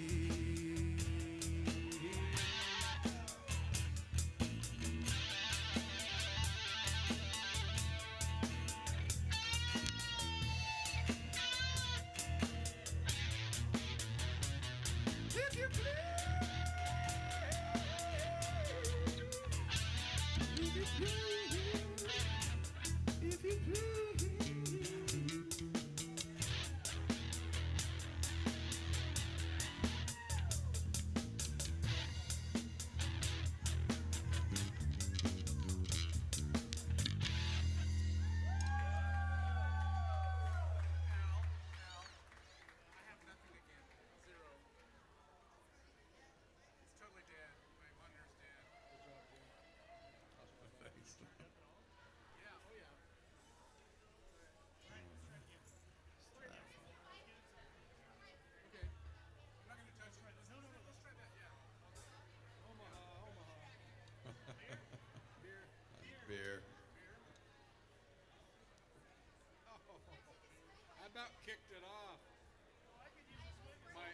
Swigs or something would be good.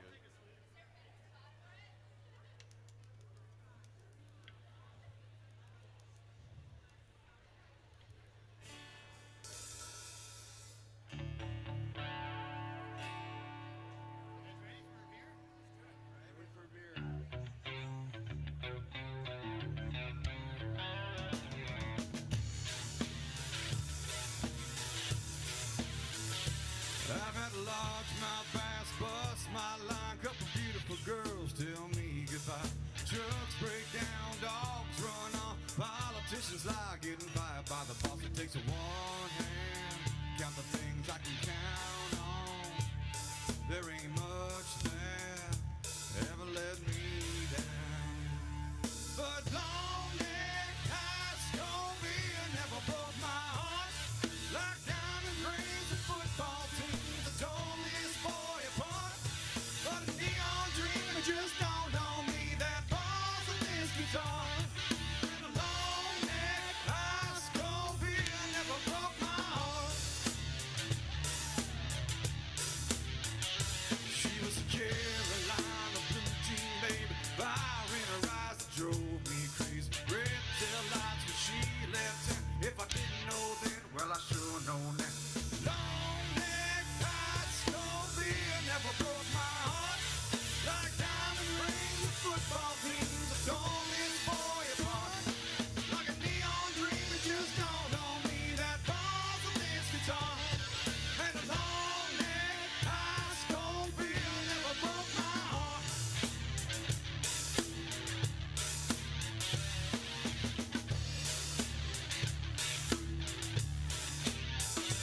Now I got one hand, count the things I can count on. But I got one hand, it's gripping down on a cold one. 'Cause long neck ice cold beer never broke my heart like diamond rings of football teams that tore this boy apart. Like a neon dream that just dawned on me that balls in this guitar. And a long neck ice cold beer never broke my heart. Woo! Never broke my heart.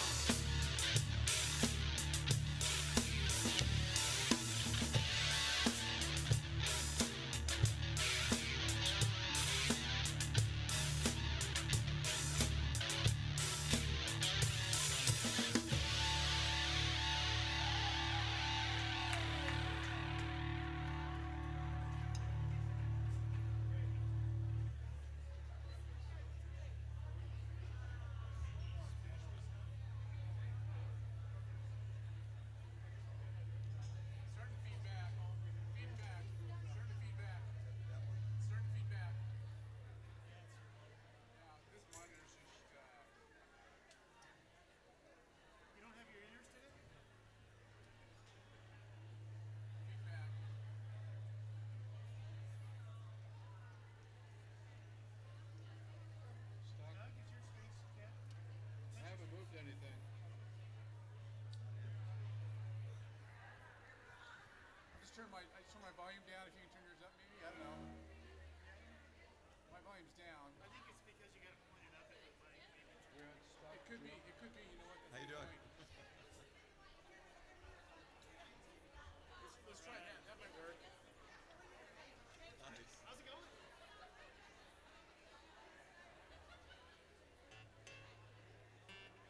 All right, let's do Jenny and then Stuck in the Middle. Jenny first. That? Okay. All right, guys, we are No Promises, and as you know, thanks for hanging with us. And what a day celebrating Walter. I tell you what, we got 2 more songs, and then we got a big surprise if you have not heard.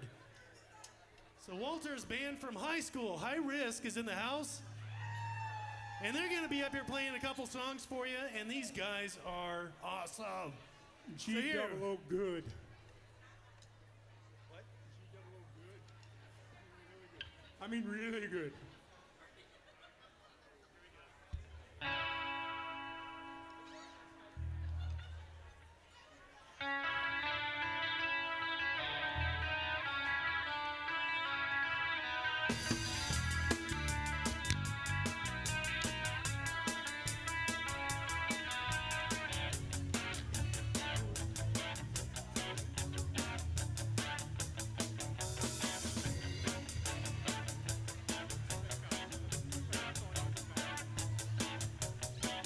Jenny, Jenny, who can I turn to?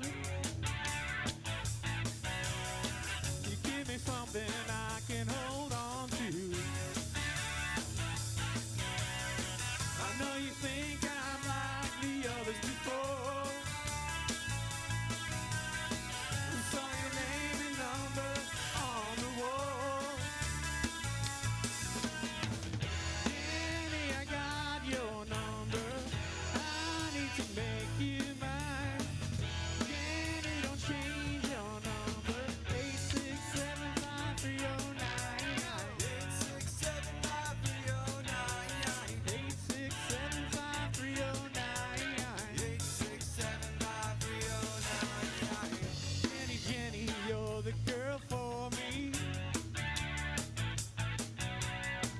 You don't know me, but you make me so happy. I tried to call you before, but I lost my nerve. Tried my imagination, but I was disturbed.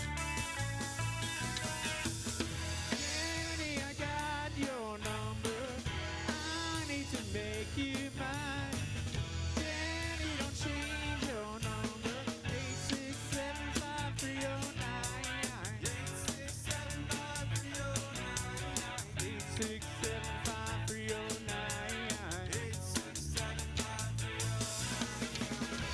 I got it, I got it.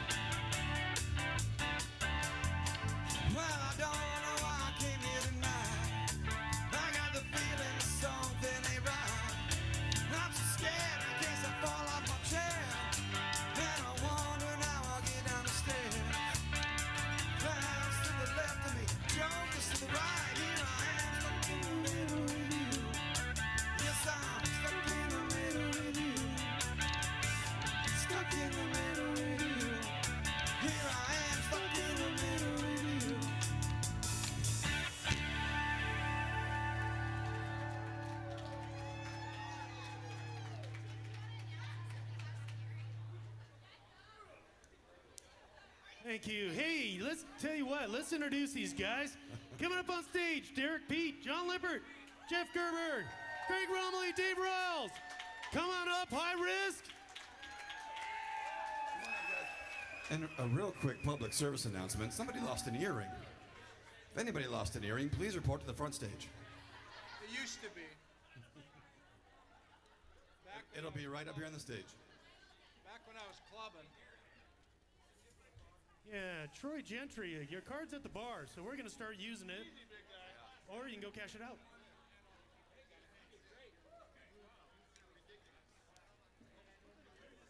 Hey, Kim.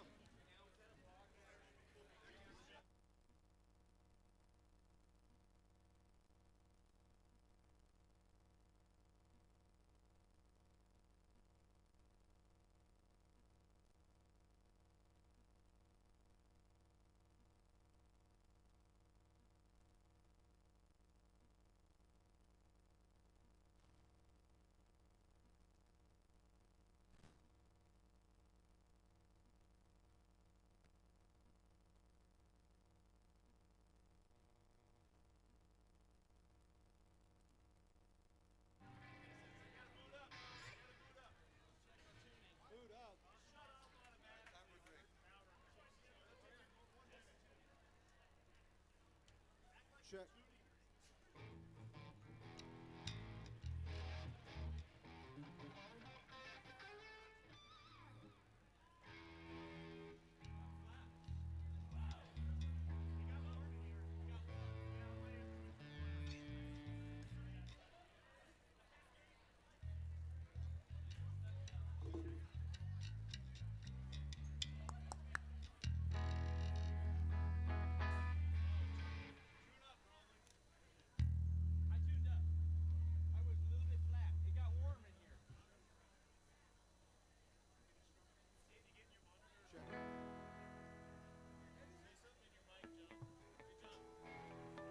Check one.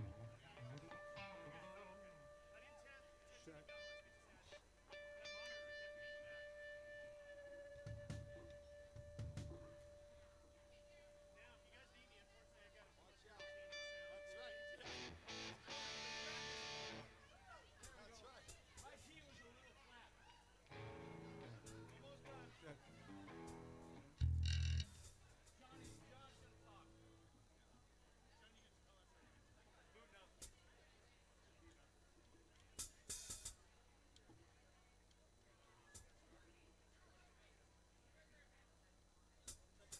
Might get a little loud in here. All right. This is for the whole Horan family. I mean, yeah. That whole clan is incredible. You guys ready to rock? You're not ready to rock? Trying to get the monitor going. Check, check, check, check. There's power on it. I can see it. Hello, hello, hello, hello. Check one.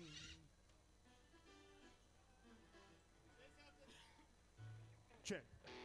One, one, one, one, one, two, two, two, two. Woo! Hello. All right.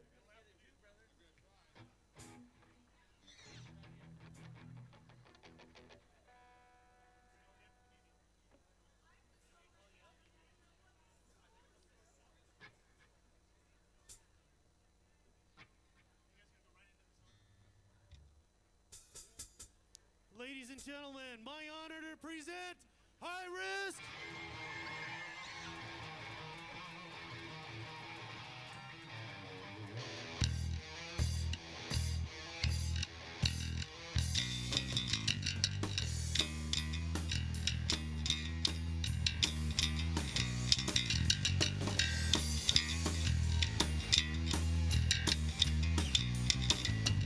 Out on the street is where we will meet, and I will see you again. You'll never know just where I'll be, and this could be the end. You're always there leading me on. I'm living on the edge.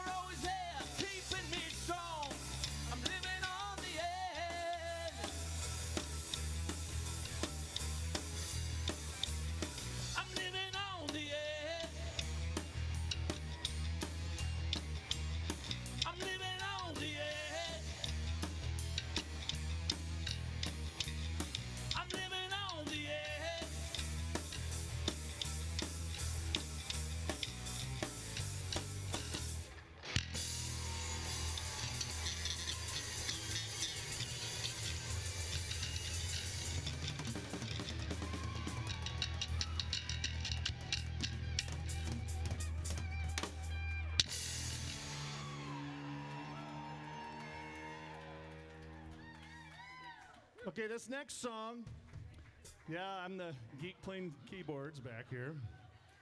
We used to end the nights. Walt would sing this one, and so I thought it was appropriate for us to do this next one. So I hope you enjoy it. After Derek.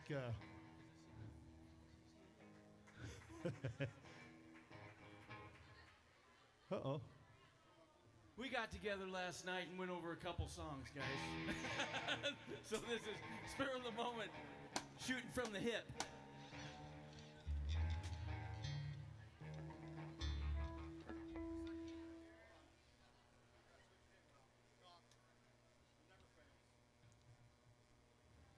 Marty, the life.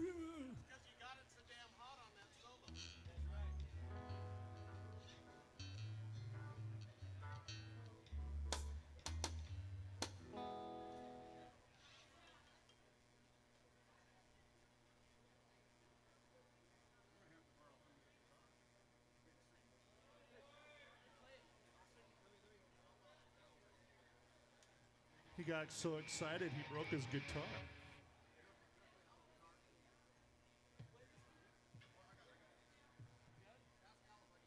Hey Al, can you borrow your guitar?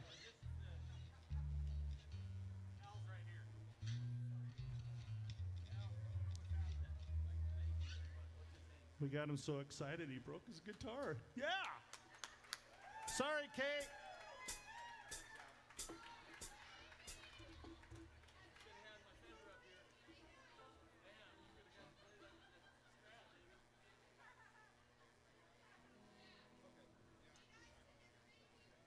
This always happens. It's a good thing. Guitar players.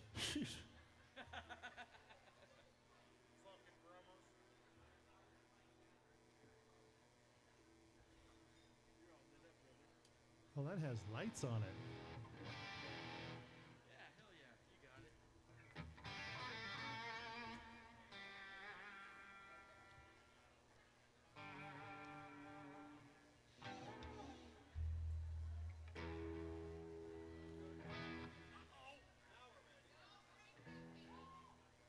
Okay. Like I said, this is the one that Walt wanted us to end the nights with, so here we go.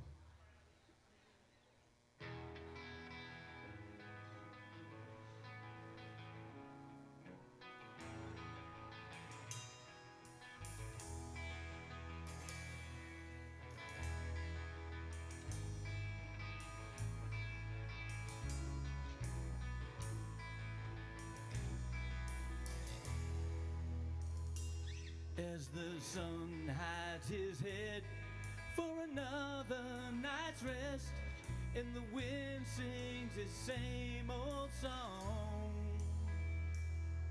It's you on the edge, never close, never far, always there when I needed a friend. But it's hard living life on this merry-go-round, always up, always down, spinning round and round and round. And all this could be just a dream, so it seems. I was never much good at goodbye. There once was a time, never far from my mind, on the beach on the 4th of July. I remember the sand, how you held out your hand, and we touched for what seemed a lifetime. But it's hard leaving all this behind me now, like a schoolboy so lost, never found until now. And all this could be just a dream, so it seems. I was never much good at goodbye.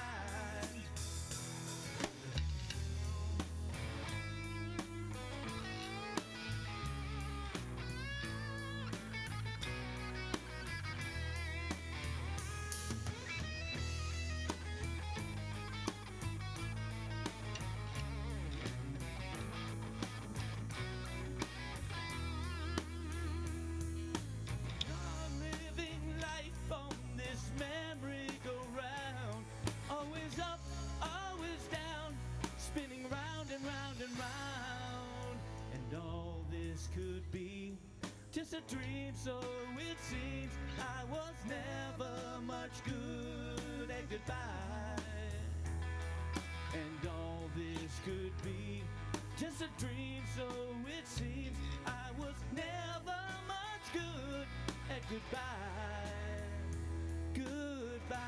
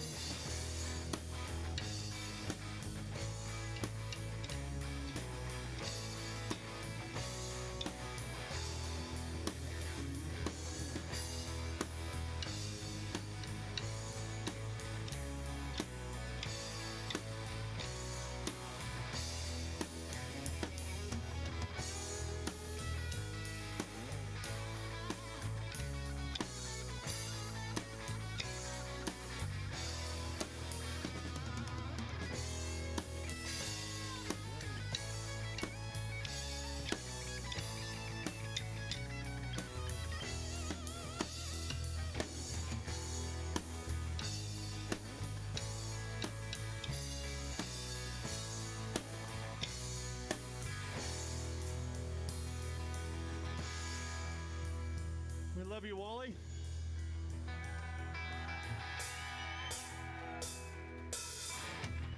I love these guys too.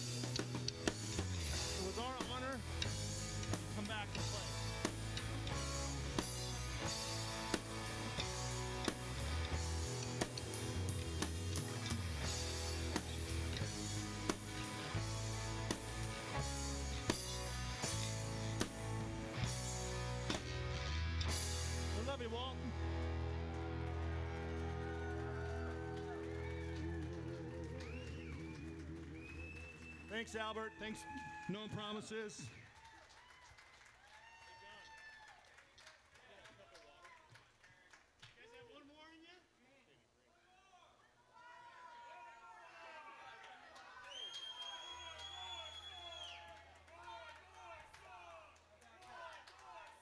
What do you think, guys?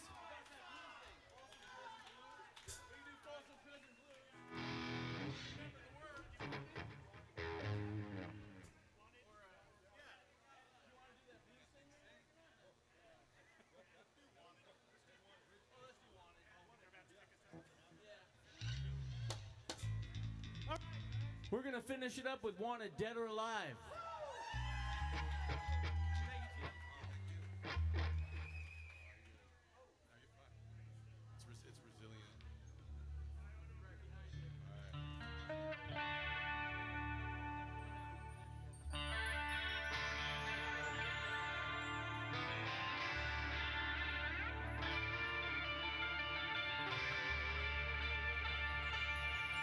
should.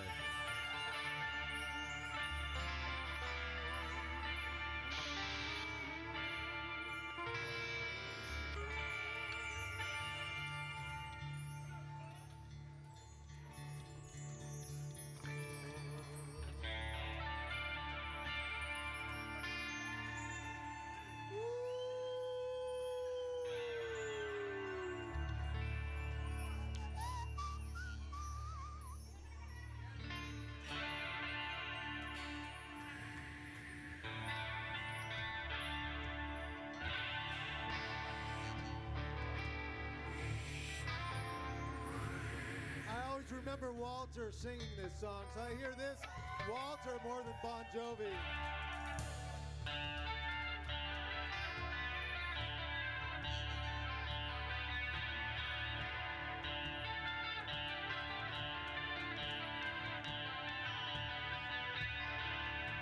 It's all the same. It is all the same.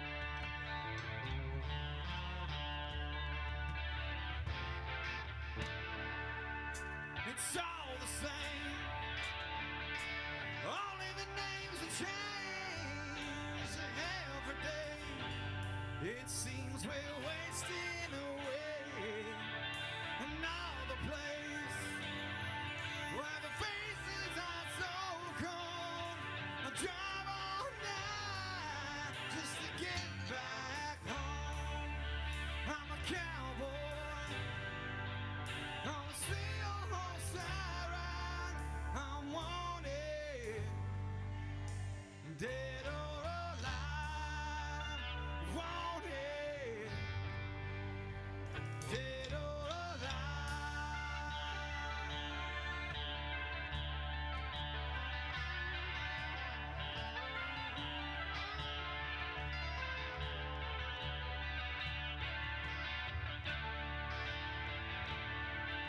Sometimes I sleep, sometimes it's not for days. People I meet always go their separate ways. Sometimes you tell the day by the bottle that you drink. Sometimes when you're alone and all you do is think. Yeah, I'm a cowboy on a steel horse I ride. I'm wanted, dead or alive. Wanted, dead or alive.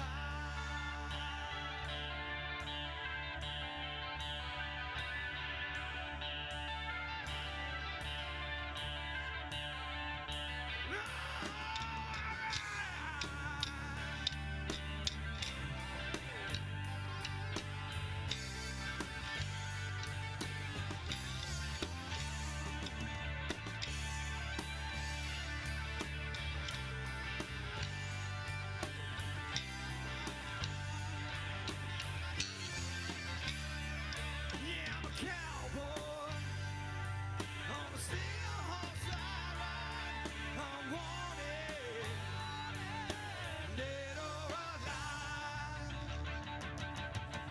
I walk these streets, a loaded six-string on my back. I play for keeps, 'cause I might not make it back. I've been everywhere, still standing tall. I've seen a million places, and I rock them all. Yeah, I'm a cowboy on a steel horse I ride. I'm wanted, dead or alive. Yeah, I'm wanted, dead or alive.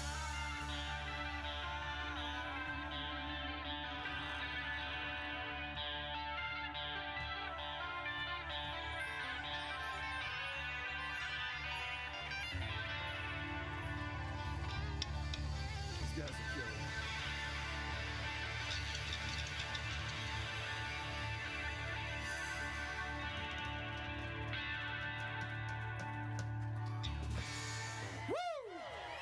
Here's to Walt. Here's to all of you.